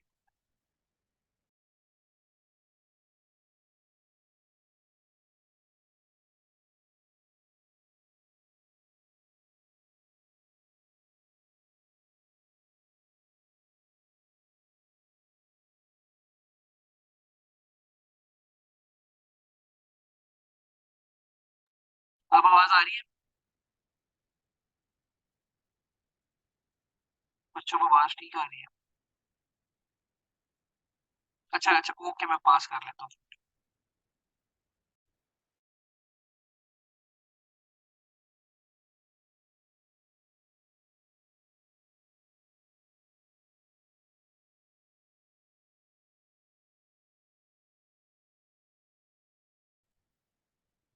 अच्छा, अब आवाज ठीक आ रही है? को बच्चा मैसेज करके बता दे अगर आवाज ठीक आ रही है तो। ओके जी, अगर आवाज अब ठीक आ रही है। अच्छा, अगर तो पेशेंट चला गया आगे किधर? थॉराइड स्टोम वाली कंडीशन के अंदर चला गया। अब थॉराइड स्टोम वाली कंडीशन के अंदर पता क्या हो रहा होता है? एक जिस तरह ओल्ड टीवी से वॉइस आती थी उस तरह आ रही थी। अच्छा अच्छा, ओके जी, ओके, वो फोन जरा दूर पड़ा हुआ था। थॉराइड स्टोम वाले पेशेंट के अंदर पता क्या हो रहा होता है? बच्चे, आपके कैटेकोलामाइन ज्यादा से ज्यादा रिलीज हो रहे होते हैं, एक्सेसिवली रिलीज होते हैं। जब आपका कैटेकोलामाइन ज्यादा से ज्यादा, पुराने दिनों की याद। अच्छा, एक मिनट जरा मैं टॉपिक पूरा कर लूं, फिर मैं तुम्हें दस जरा, एक मिनट है जा। कैटेकोलामाइन थॉराइड स्टोम वाले पेशेंट के अंदर क्या होता है? कैटेकोलामाइन ज्यादा से ज्यादा रिलीज होते हैं। जब आपकी कैटेकोलामाइन ज्यादा से ज्यादा रिलीज होते हैं तो नॉर एपिनेफ्रीन एपिनेफ्रीन ज्यादा से ज्यादा रिलीज होंगे। जितना आपका नॉर एपिनेफ्रीन और एपिनेफ्रीन ज्यादा से ज्यादा रिलीज होगा, ये आपके ब्लड वेसल पे अल्फा 1 रिसेप्टर को एक्टिवेट कर रहे होते थे, याद है ना, जो आपका प्री लोड बढ़ा रहे होते थे। और बीटा 1 पे आपकी हार्ट की कॉन्ट्रेक्टिलिटी को बढ़ा रहे होते थे।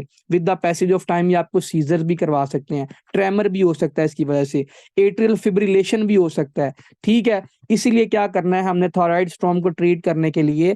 पहले क्या दे देना है बच्चों? प्रोपेनालोल दे देना है। अब मुझे बताएं प्रोपेनालॉल क्यों देंगे इसके अंदर, हम एस्मोलोल क्यों नहीं दे सकते, मेटोप्रोलोल क्यों नहीं दे सकते, रीजन बताएं, विद रीजन। बीटा ब्लॉकर तो देंगे, रीजन के साथ आंसर दें मुझे, रीजन के साथ। नॉन सेलेक्टिव है, हम क्यों दे रहे हैं तो कीर, नॉन सेलेक्टिव क्यों दे रहे हैं, beta non selective beta blocker है, क्यों दे रहे हैं बच्चों, सिलेक्टिव क्यों नहीं दे रहे? माइक ऑन करो तो कीर।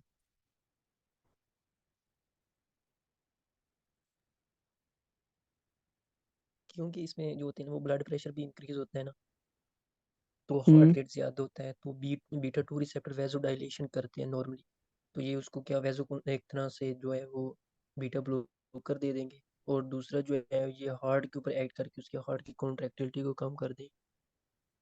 वेरी गुड, ये हार्ट की कॉन्ट्रैक्टिलिटी को कम करेंगे, बीपी को रैपिडली नीचे लेके आएंगे, ठीक है।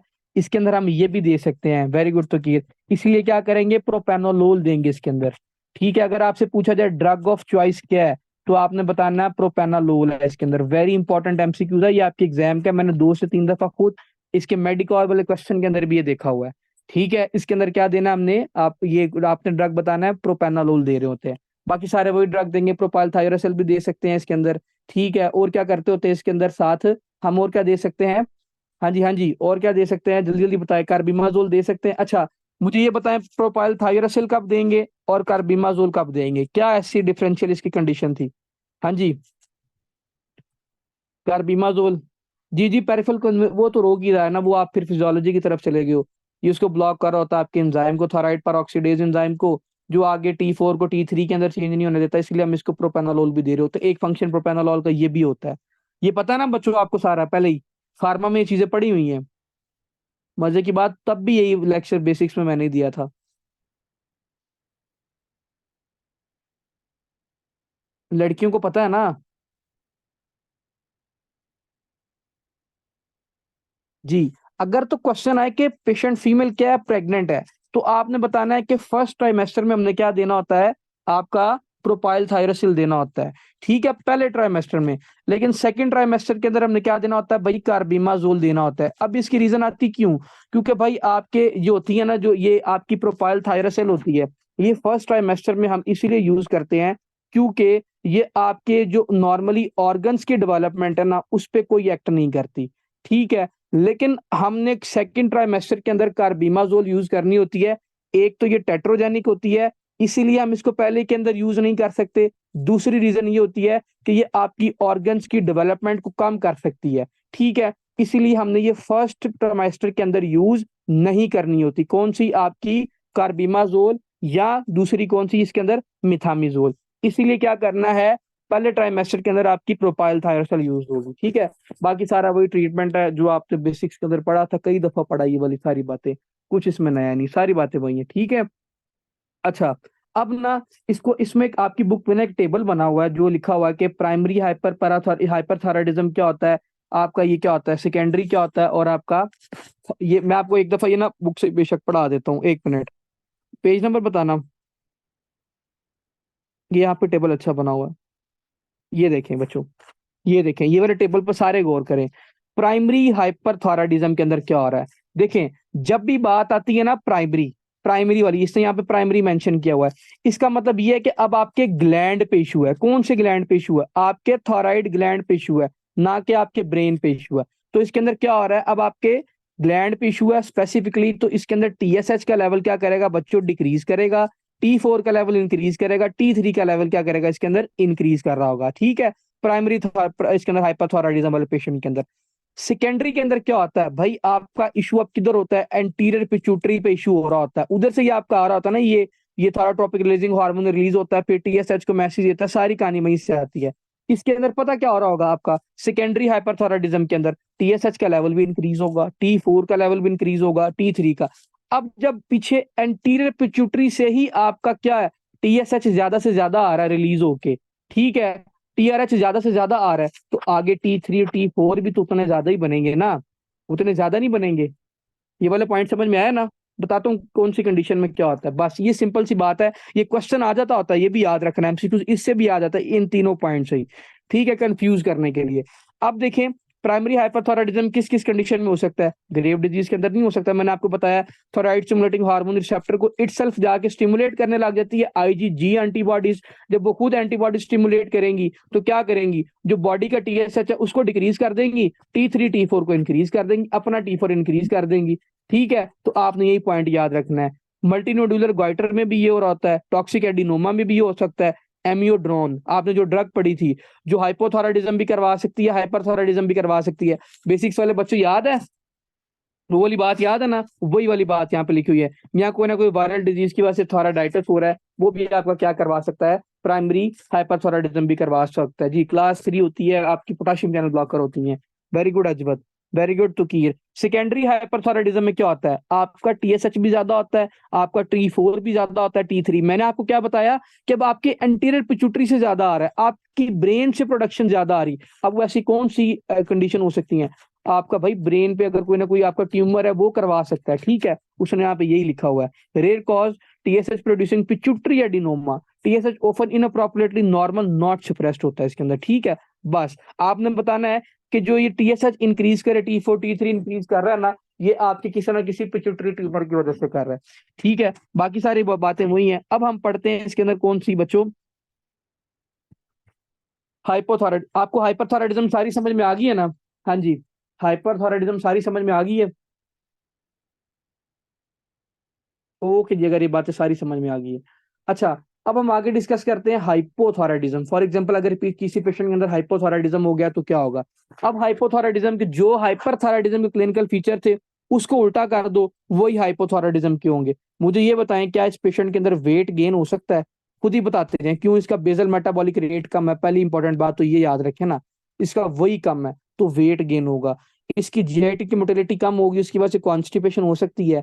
जब इसका बीटा 1 रिसेप्टर एक्टिवेट नहीं होगा क्योंकि आपका थायराइड हार्मोन सही तरह नहीं बन रहा, तो क्या उसकी वजह से बच्चों ब्रेडिकार्डिया हो सकता है? जल्दी जल्दी बताते जाएं।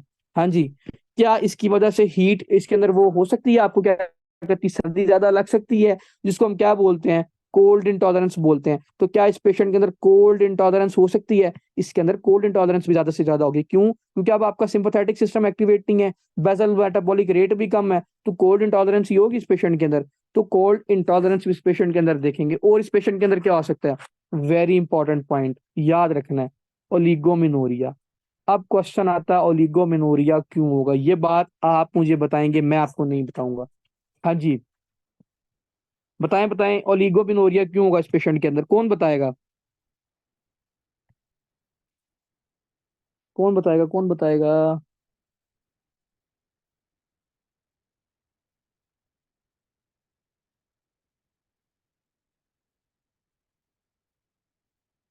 तो कीर के अलावा, शिराज के अलावा, जैन। जैन जैन टाइम थोड़ा यार, जल्दी जल्दी बताओ, नहीं तो फिर आगे कंटिन्यू करें।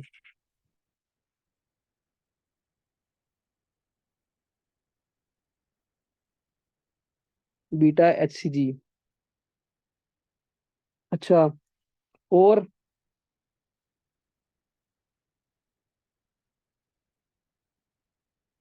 वो कोई तो दस दो यार, तेन प्रोलैक्टिन नोमा जी पढ़ाया सी।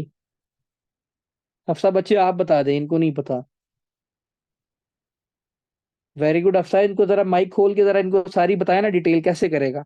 इन लड़कों को शर्म आनी चाहिए, अभी खुद ही डूब मरेंगे ये सारे। हफ्सा बताएं जरा। बोल।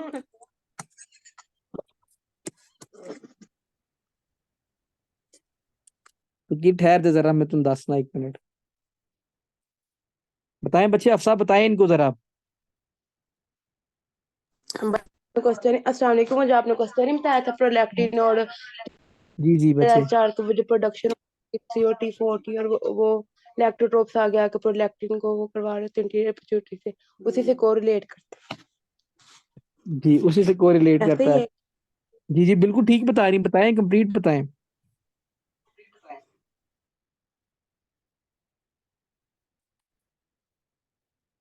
ये ये साथ FSH और लुटिनाइजिंग हार्मोन को इनेबल करते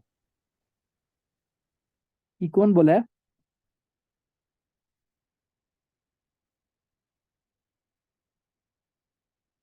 ये किसने भी आंसर दिया है?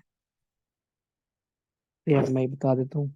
वेरी गुड अफसा बच्चे, आपने बिल्कुल ठीक बताया। इसके अंदर पता क्या होता है हाइपोथायराइडिज्म वाले पेशेंट के अंदर, बाकी साहब ने भी बिल्कुल ठीक बताया यार। T3 T4 का लेवल क्या होता है, कम होता है। थायराइड स्टिमुलेटिंग हार्मोन का लेवल इसके अंदर ज्यादा होता है। लेक्टोट्रोप सेल्स को ज्यादा मैसेज मिलेगा, पहली इंपॉर्टेंट बात आपने याद रखनी है। ठीक है, जब आपके लेक्टोट्रोप सेल्स को ज्यादा मैसेज मिलेगा, प्रोलैक्टिन का लेवल बॉडी में बढ़ जाएगा। जब आपका प्रोलैक्टिन का लेवल बॉडी में बढ़ जाएगा, ये आपके गुनाडोट्रोपिक रिलीजिंग हार्मोन को इनहिबिट करेंगे। ये मेन पॉइंट था। जब आपकी ये इनहिबिट हो जाएगा तो आपका follicle stimulating hormone, luteinizing hormone सही तरह नहीं बनेंगे। जब आपके ये दोनों सही नहीं बनेंगे तो आपकी एस्ट्रोजन और प्रोजेस्टेरोन की प्रोडक्शन कम हो जाएगी। जब आपकी एस्ट्रोजन प्रोडक्शन, इसकी प्रोजेस्टेरोन की प्रोडक्शन कम हो जाएगी, तो आपको क्या हो जाएगा भाई, फीमेल के अंदर एक ओलिगोमेनोरिया हो सकता है, या सेकेंडरी एमिनोरिया भी हो सकता है। ठीक है, ये भी इसके यहाँ क्या आगे आप लिख लें बेशक इसके अंदर। ठीक है यहाँ ओलिगोमिनोरिया हो सकता है, या इसके अंदर सेकेंडरी एमिनोरिया हो सकता है। ये हमने बात ऑलरेडी पढ़ी थी, किधर आपके बच्चों, हमने वहां पे पढ़ी थी, उससे क्या कहते हैं, प्रोलैक्टिनोमा वाले केस में। अच्छा, अब आपसे एक और क्वेश्चन पूछूं, जिसको आता है ना वो माइक खोल के मुझे इसका आंसर देगा। मुझे ये बताना है, क्या हाइपरथायराइडिज्म वाले पेशेंट के अंदर, क्वेश्चन पूरा सुनना, क्या हाइपरथायराइडिज्म वाले पेशेंट के अंदर ओलिगोमिनोरिया हो सकता है? अगर हो सकता है तो क्यों हो सकता है? क्या उसके अंदर आपकी लिबिडो डिक्रीज कर सकती है? ये बताना है। क्या उसके अंदर सेकेंडरी एमिनोरिया हो सकता है? ये सारे आंसर मुझे देने हैं। हाँ जी, कौन बताएगा, माइक ऑन करके बताना है। हाइपोथायराइडिज्म तो सबको पता है, हाइपरथायराइडिज्म वाला का मुझे आंसर चाहिए अब। हाँ जी बच्चों। हाँ तो कीर अपना माइक ऑन करो ना अब, डिटेल में मैं बताता हूँ जरा अब आपको आंसर। तो कीर माइक ऑन करो, मैं आपको करवाता हूँ सिंपैथेटिक नर्वस सिस्टम एक्टिवेट। ठहर तो जा कीर।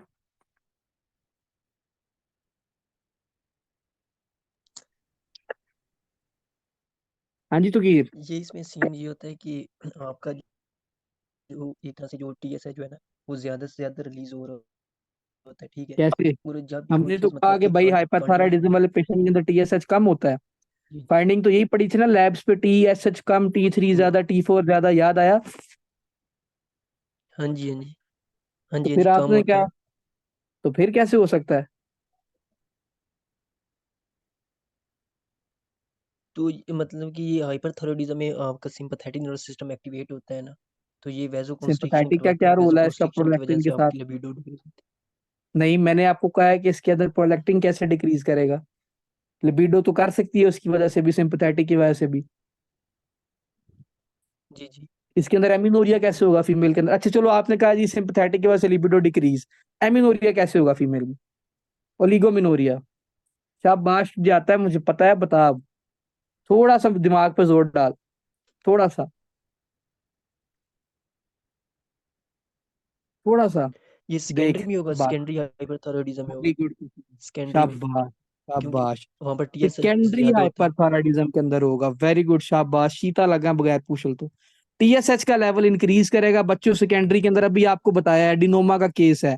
प्रोलैक्टिन कम कर देगा, लेक्टोट्रोप सेल्स ज्यादा स्टिमुलेट होंगे, गोनाडोट्रोपिक रिलीजिंग हार्मोन कम हो जाएगा, एस्ट्रोजन प्रोजेस्टेरोन दोबारा कम, लिबिडो डिक्रीज, एमिनोरिया। शाबाश सुकीर, शाबाश। समझ आ गया बाकी सबको भी? अभी आप वो खोले ना अपना फर्स्ट एड का वो पेज, मैंने टेबल इसलिए आपको उस वक्त पढ़ाया था, सिर्फ इस बात की वजह से पढ़ाया था। समझ आई कि नहीं आई?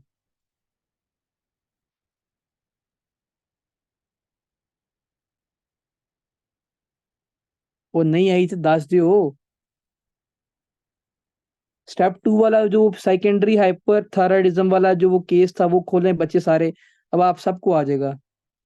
मैं इसका मैसेज आया तू, अच्छा चलो ठीक है, मैं इसका मैसेज आ गया। ओके जी, ये सारी क्लिनिकल फीचर हमने देख ली इसके अंदर। अब कैसे होगा लिगोमिनोरिया भी, भाई यही सारे इसके इंपॉर्टेंट क्लिनिकल फीचर थे जो आपको पता होने चाहिए। अच्छा, अब लिखें इसकी कॉजेज, अगर तो पूछा जाए मोस्ट कॉमन कॉज ऑफ आपकी हाइपोथायराइडिज्म कौन सी होगी? हाँ जी, मोस्ट कॉमन कॉज। हाँ जी, और आंसर दे, आंसर आंसर, बाकी सब।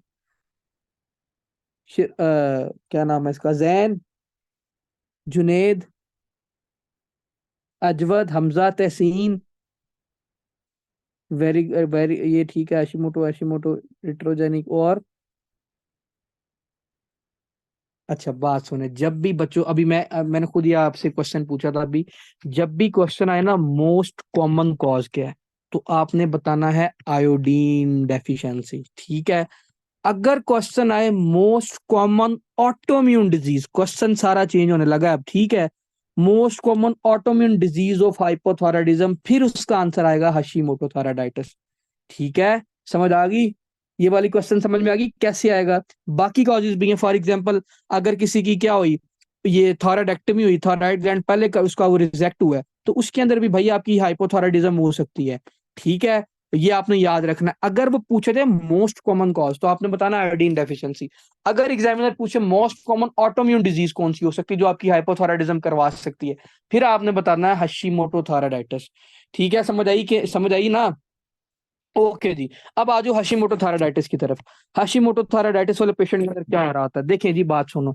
हशीमोटो, सबसे पहले आपने याद रखना है कि जो ये डिजीज है ना आपकी, ये भी ऑटोइम्यून डिजीज है, ठीक है। इसके अंदर क्या हो रहा था कि आपका ना हाइपोथायराइडिज्म हो रहा होता है। सिंपल सी पहले दो टर्म्स तो याद करें ना, जो आपको पता होनी चाहिए।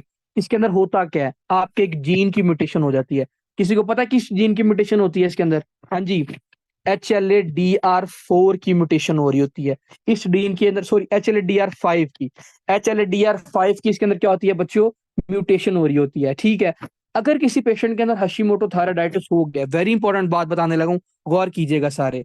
किसी पेशेंट के अंदर हाशिमोटो थायराइडाइटिस हो गया, इसके अंदर पहले आपके हाइपरथायराइडिज्म वाले फीचर आते हैं, ठीक है। फिर आपके आते हैं किसके, हाइपोथायराइडिज्म वाले के फीचर आते हैं।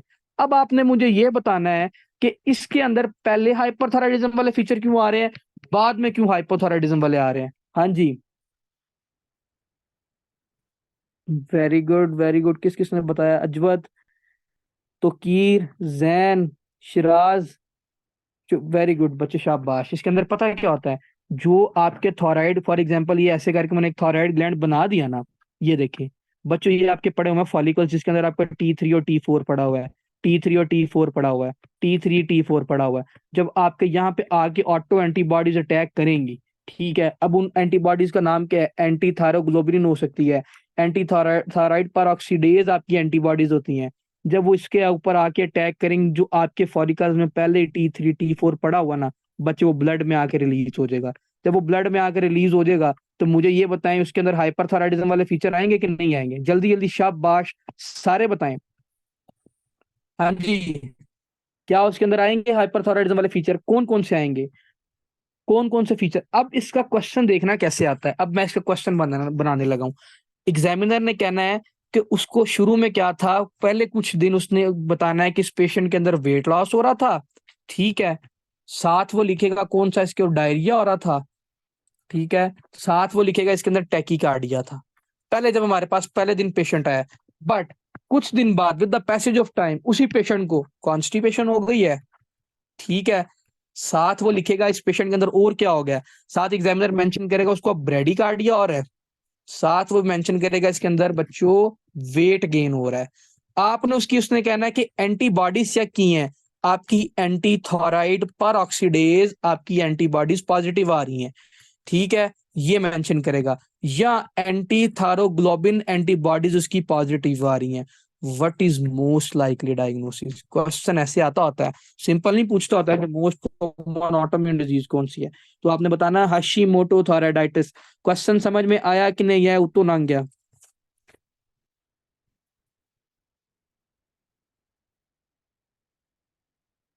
ओके जी, अगर क्वेश्चन समझ में आ गया, सबको आ गया ना, ओके। अजवर तहसीन, आपको भी समझ में आया क्वेश्चन? क्वेश्चन एमसीक्यू ऐसे आता होता है, ओके जी। मेटाप्लेजिया भी हो सकता है इसमें, हाँ जी बिल्कुल हो सकता है, क्यों नहीं हो सकता है इसके अंदर।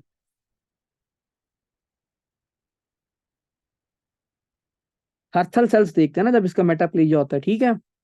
आपकी इसकी हिस्टोलॉजिकल अपेयरेंस पे जब इसके मेटाप्लेजिया होता है, तो हम हर्थल सेल्स देख रहे होते हैं इसके अंदर, ठीक है। अब बस आपको इसके अंदर यही पता होना चाहिए।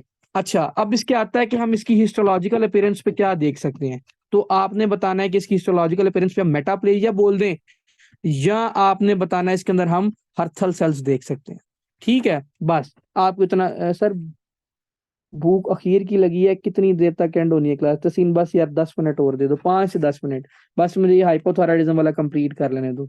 ठीक है। अगर आपसे पूछा जाए इसकी कॉम्प्लिकेशन क्या हो सकती है, आपने बताना कोई ना कोई लिम्फोमा हो सकता है, या कौन सा लिम्फोमा हो सकता है, आपने बताना हॉजकिन लिम्फोमा इसके अंदर हो सकता है, मोस्ट कॉमन कॉम्प्लिकेशन, ठीक है। बी सेल लिम्फोमा या हॉजकिन लिम्फोमा इसके अंदर हो सकता है। अब बात करते हैं आगे किसकी, डी कोरेंट थायराइडाइटिस की। डी कोरेंट थायराइडाइटिस जब भी आए ना, आपने बताना है किसी ना किसी वायरल इन्फेक्शन की वजह से क्या हो रहा है, आपके थायराइड के फॉलिकल डैमेज कर रहे हैं, ठीक है। अब थायराइड के जब किसी वायरल इन्फेक्शन की वजह से फॉलिकल डैमेज करेंगे, इसके अंदर भी पहले फिर क्या होगा, हाइपरथायराइडिज्म वाले भाई फीचर आएंगे। फिर क्या होगा, साथ इसके अंदर क्या आएंगे, हाइपोथायराइडिज्म वाले फीचर आएंगे इस पेशेंट के अंदर। लेकिन इसका क्वेश्चन कैसे आता होता है, जब भी आपके वायरल इन्फेक्शन की बात करते हैं ना, वो कहेगा आपका टेंडर थायराइड होगा, साथ मेंशन करेगा कि पेशेंट के अंदर फीवर भी है, हमने पीछे फीवर किसी में नहीं पढ़ा, साथ मेंशन करेगा कभी उसको कॉन्स्टिपेशन है, कभी डायरिया, कभी ब्रेडिकार्डिया, कभी टैकीकार्डिया, कभी वेट लॉस हो रहा है, कभी वेट गेन हो रहा है। What is most likely diagnosis? हाँ जी, आपने बताना है डी कोरेंट थायराइडाइटिस या सब एक्यूट ग्रैनुलोमाटस थायराइडाइटिस बोलते होते हैं। फीवर की हिस्ट्री दे देगा साथ, क्योंकि अब वायरल इन्फेक्शन आ गया है तो फीवर तो होगा ही होगा उसको, ठीक है। अब इसमें एक और क्वेश्चन लिखें, उसमें पूछता है which viral infection most commonly effect this, तो आपने बताना है साइटोमेगैलो वायरस। लिखें, एमसीक्यू लिखें ये वाला भी, इसके अंदर वायरल का वो नेम लिख के साइटोमेगैलो वायरस ये आपका करवा रहा होता है, डी कोरेंट थायराइडाइटिस करवा रहा होता है, ठीक है। ये सेल्फ लिमिटेड होता है, खुद ही with the passage of time ये ठीक हो जाता है। रिडल फाइब्रोसिस थायराइडाइटिस के अंदर क्या हो रहा होता है, रिडल के अंदर बच्चों आपने इतना याद रखना है कि क्रॉनिक इन्फ्लामेशन की वजह से, क्रॉनिक इन्फेक्शन की वजह से वो उसके अंदर क्या होगी, फाइब्रोसिस हो गया, अब वो सख्त हो गया आपका कौन सा ग्लैंड। इसके अंदर पहली बात याद रखनी कि ये नॉन टेंडर होगा। दूसरी बात इसके अंदर आपने याद रखनी है कि इस पेशेंट के अंदर जो पीछे लोकल स्ट्रक्चर इन्वॉल्व होंगे ना, लोकल स्ट्रक्चर पीछे से क्या गुजर रहे हैं, उसका ट्रैकिया गुजर रहा है, ठीक है, उसका एसोफेगस गुजर रहा है पीछे से, तीसरी चीज पीछे से क्या गुजरी है उसकी। जब ये दोनों चीजें कंप्रेस होंगी, ट्रैकिया कंप्रेस होगा तो इसके अंदर क्या हो जाएगा भाई, डिस्निया हो जाएगा। जब एसोफेगस कंप्रेस होगी तो भाई क्या हो जाएगा इसके अंदर, डिस्फेजिया नहीं हो जाएगा। जब भी क्वेश्चन एग्जामिनर दे आपको सारे हाइपोथायराइडिज्म वाले feature, weight gain, bradycardia, constipation plus dyspnoea plus साथ मेंशन कर दे dysphagia, what is most likely diagnose. अच्छा, इसका मैं क्वेश्चन, एक मिनट ओ भाई ठहर जा, एक मिनट ठहर जा। इसका क्वेश्चन देखें बच्चों कैसे आता है, ये देखें। उसने कहना एक पेशेंट आया है, उसका वेट गेन हो रहा है, ठीक है, क्वेश्चन पे गौर कीजिएगा, आपको सारा टॉपिक खुद ही क्लियर हो जाएगा। साथ उसमें क्या है जी, ब्रेडिकार्डिया हो रहा है उस पेशेंट के अंदर, साथ वो मेंशन करेगा उसके अंदर और क्या हो रहा है, साथ वो लिखेगा उसको कॉन्स्टिपेशन है। ये तीनों फीचर मैंने किसके डाल दिए, हाइपोथायराइडिज्म के डाल दिए। साथ वो मेंशन ये करेगा उसको डिस्फेजिया भी है, ठीक है, साथ वो मेंशन करेगा उसको डिस्निया भी है। अगर तो वो एज लिखे 20-year-old female come to you in emergency department with history of weight gain, bradycardia, constipation, dysphagia, dyspnea, what is most likely diagnosis? तो भाई इसका आंसर होगा रिडल फाइब्रोसिस थायराइडाइटिस। अगर वो मेंशन कर दे a 45-year-old female come to you in the emergency department with history of weight gain, bradycardia, constipation, dyspnea, dysphagia, what is most likely diagnosis? हाँ जी, अगर as 40 से ज्यादा हो जाए तो भैया आपका एनाप्लास्टिक कार्सिनोमा। गुड बच्चों, एनाप्लास्टिक कार्सिनोमा क्वेश्चन ऐसे ही आते होते हैं। Very good Hafsa, anaplastic carcinoma, very good Siraj, very good. बस दो बच्चों ने आंसर दिया, जैन इधर ही हो ना। एनाप्लास्टिक कार्सिनोमा होता है इस पेशेंट के अंदर, बस ये सारा आपका था हाइपोथायराइडिज्म। अब हमने इस पेशेंट को इन्वेस्टिगेट कैसे करना। अब आ जाओ बच्चों डायग्नोसिस की तरफ, हमने इस पेशेंट को डायग्नोस कैसे करना, जल्दी जल्दी खत्म करें इसको बुक से रीड करके। क्या हम इसके अंदर टीएसएच का लेवल चेक करवाएंगे, बताते जाएं जल्दी जल्दी, जल्दी जल्दी खुद ही बताते जाएं मुझे। क्या इसके अंदर T3 का लेवल चेक करवाएंगे, क्या T4 का लेवल चेक करवाएंगे इसके अंदर, क्या रेडियो एक्टिव आयोडीन देंगे इस पेशेंट के अंदर, क्या ऑटो एंटीबॉडीज चेक करवाएंगे इस पेशेंट के अंदर। हाँ जी भाई, सारी वही इन्वेस्टिगेशन, अब कोई नई रॉकेट साइंस नहीं आने वाली इसके अंदर भी, ठीक है। तो सारी इन्वेस्टिगेशन हम इस पेशेंट के अंदर वही करवा रहे होंगे। मुझे ये बताएं टीएसएच का लेवल इंक्रीज करेगा कि डिक्रीज करेगा। हाँ जी, टीएसएच का लेवल इंक्रीज करेगा कि डिक्रीज करेगा।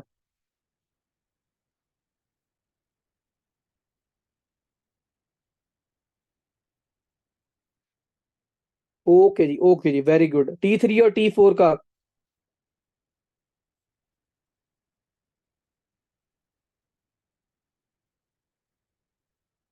कम करेगा, ठीक है जी। बस यही इसके अंदर इन्वेस्टिगेशन करवाएंगे और हमने इसके अंदर कोई चीज नहीं करवानी होती, बाकी सारी चीजें वही है जो हमने ऑलरेडी रीड कर ली हैं। ठीक है। अच्छा, अब आप मुझे इसका ट्रीटमेंट बताएं, हमने इस पेशेंट को ट्रीट कैसे करना होता है। हाँ जी, हमने इस पेशेंट को ट्रीट कैसे करना होता है। ट्रीटमेंट में क्या इसके हम देंगे, हम इसके अंदर लीवोथोरैक्सिन दे सकते हैं। ठीक है। क्या हम इसके अंदर और बताएं, और क्या देंगे इसके अंदर लीवोथोरैक्सिन के अलावा? लियोथायरोनिन दे सकते हैं इसके अंदर, वेरी गुड। हम इसके अंदर लियोथायरोनिन भी भाई दे रहे होंगे। ठीक है। बस यही है, ये इसका मैकेनिज्म ऑफ एक्शन क्या है, ये आपके T4 को T3 के अंदर ज्यादा से ज्यादा चेंज कर रही होती है। जब T4 T3 के अंदर ज्यादा से ज्यादा चेंज करेगी तो भाई आपके थायराइड का लेवल बॉडी में बढ़ा रही है। ठीक है। हम इसका ट्रीटमेंट यही करेंगे इसके अंदर। ठीक है, बस इसका ट्रीटमेंट हमारे पास यही है। ओके, यहाँ तक समझ में आ गई। अब इसको एक दफा बुक से रीड कर लें, कोई पॉइंट रह गया हो तो वहां से भी इसको क्लियर करें। यार आप लोग ढीले पड़ जाओ तो मैं भी पड़ जाता हूँ, मैं खुद फंस जाता हूँ, आपको पता है। मैं भी सुबह से क्लासेस लेने गया होता हूँ।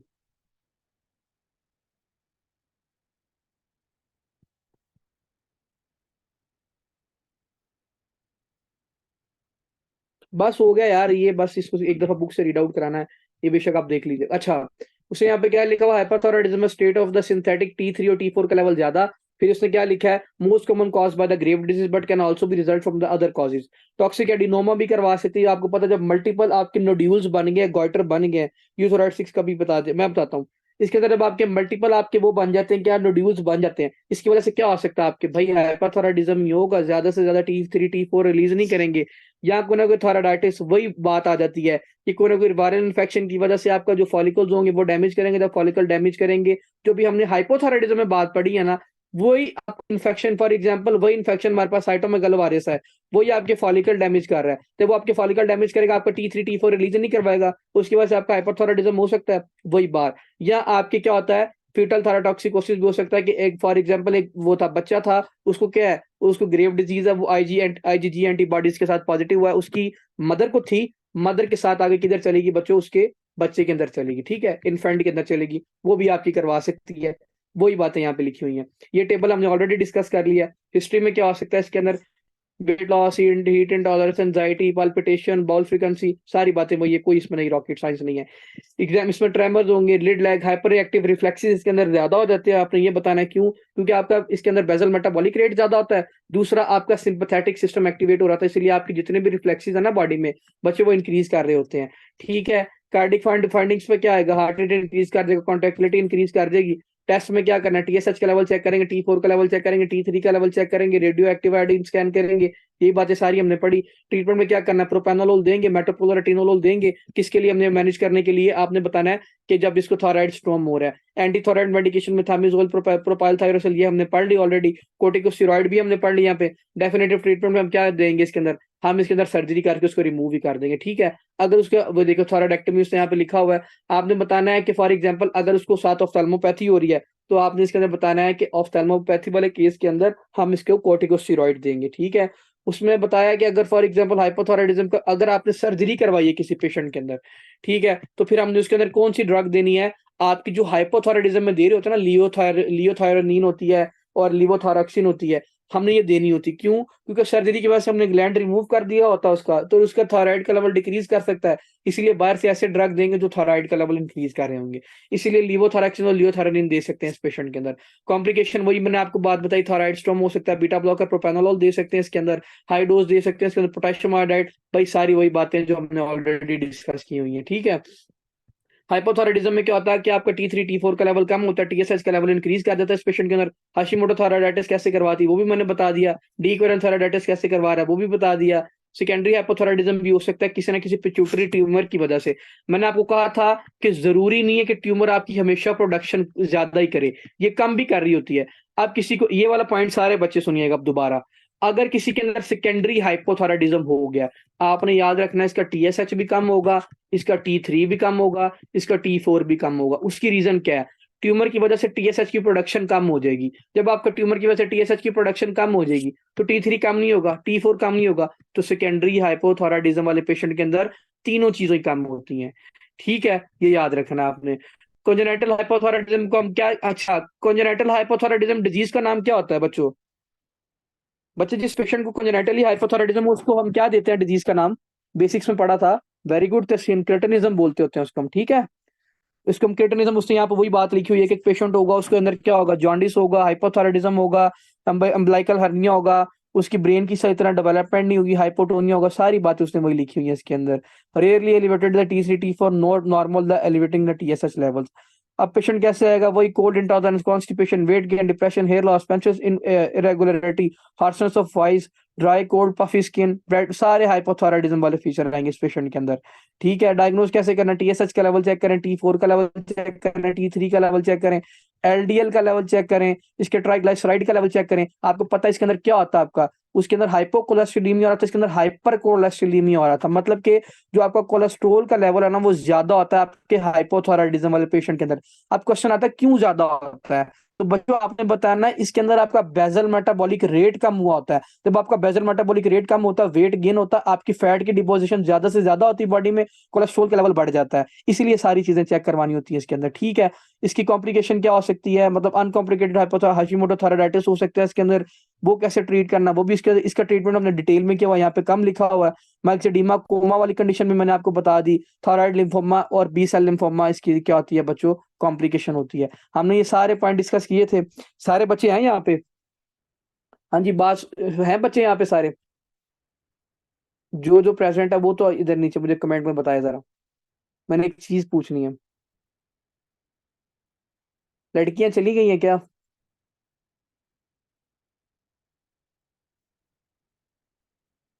अच्छा बच्चे आप इधर ही हैं। अच्छा बस मैंने यही कहना था, आप सारे इधर ही है ना। मैंने ये आपको ये पढ़ाना था। थायराइडाइटिस में बच्चों क्या होता है देखें, थायराइडाइटिस में ये होता है कि जो मैंने आपको बताया था ना कि वायरल इन्फेक्शन या की वजह से आपके फॉलिकल डैमेज हो जाए। जब फॉलिकल डैमेज होंगे उधर से आपका ज्यादा से ज्यादा T3 T4 रिलीज हो, जब आपका वो ज्यादा से ज्यादा रिलीज होगा तो उसकी वजह से आपको हाइपरथायराइडिज्म वाले फीचर आएंगे। ये सारी बात वही लिखी है। Infection of the thyroid gland common septum include the sub acute, वही उसने लिखा है, रेडिएशन की वजह से हो सकता है, ऑटोम्यून की वजह से हो सकता है, और ड्रग एमियोड्रोन भी दे सकता है। यार मैं देख रहा था आप सारे इधर ही है ना। तो सब एक्यूट क्या हो सकता है इसके अंदर, अपर रेस्पिरेटरी ट्रैक इन्फेक्शन के साथ हो सकता है। इसके अंदर पेन लेस गॉइटर होता है, बस आपने ये एमसीक्यूज याद रखना है यहाँ पे। और इसके अंदर क्या हो सकता है, क्या आपने बताना है कि इसके अंदर हम रेडियो एक्टिव आयोडीन देंगे बाहर से और देखेंगे T3 और T4 का लेवल इंक्रीज करता है कि नहीं करता, आयोडीन यूज होती है कि नहीं होती। चीटिंग है ये। 2 मिनट बस यार, इसका ट्रीटमेंट वही है, बीटा ब्लॉकर देंगे हम इसके अंदर इन्फेक्शन को ट्रीट करने के लिए, non steroidal anti inflammatory drug दे सकते हैं, या हम इसको क्या दे सकते हैं, एंटी वायरल ड्रग भी दे सकते हैं अगर साइटोमेगालो वायरस की वजह से हो रहा है। वही बातें बची उसने यहाँ पे लिखी हुई है। एनसेड दे सकते हैं, कोर्टिकोस्टेरॉइड दे सकते हैं, बीटा ब्लॉकर दे सकते हैं अगर उसको हाइपरथायराइडिज्म हो रहा है। ये वाली बात समझ में आई ना, अभी हमने ये इसको ऑलरेडी डिस्कस किया हुआ है, ठीक है। कोई इसमें एक ऐसा पॉइंट जो हमने छोड़ा हो? जी अच्छा, कौन सा छोड़ा है?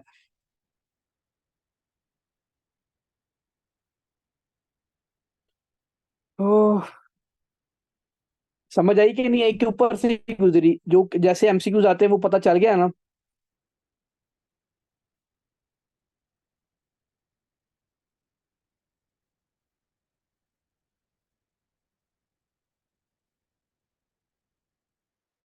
ओके जी, अगर सबको समझ में आ गया तो जुनेद भी भाई के साथ कौन सी चीटिंग कर दिया आपने? नहीं यार, मैं देख रहा था आप सारे यहाँ पे हो, क्योंकि ये थोराइडाइटिस वाला पॉइंट इंपॉर्टेंट था। स्टडी की बात कर रहे हो यार। हाँ जी, ये वाली चीटिंग स्टडी की बात ही कर रहे हैं हम।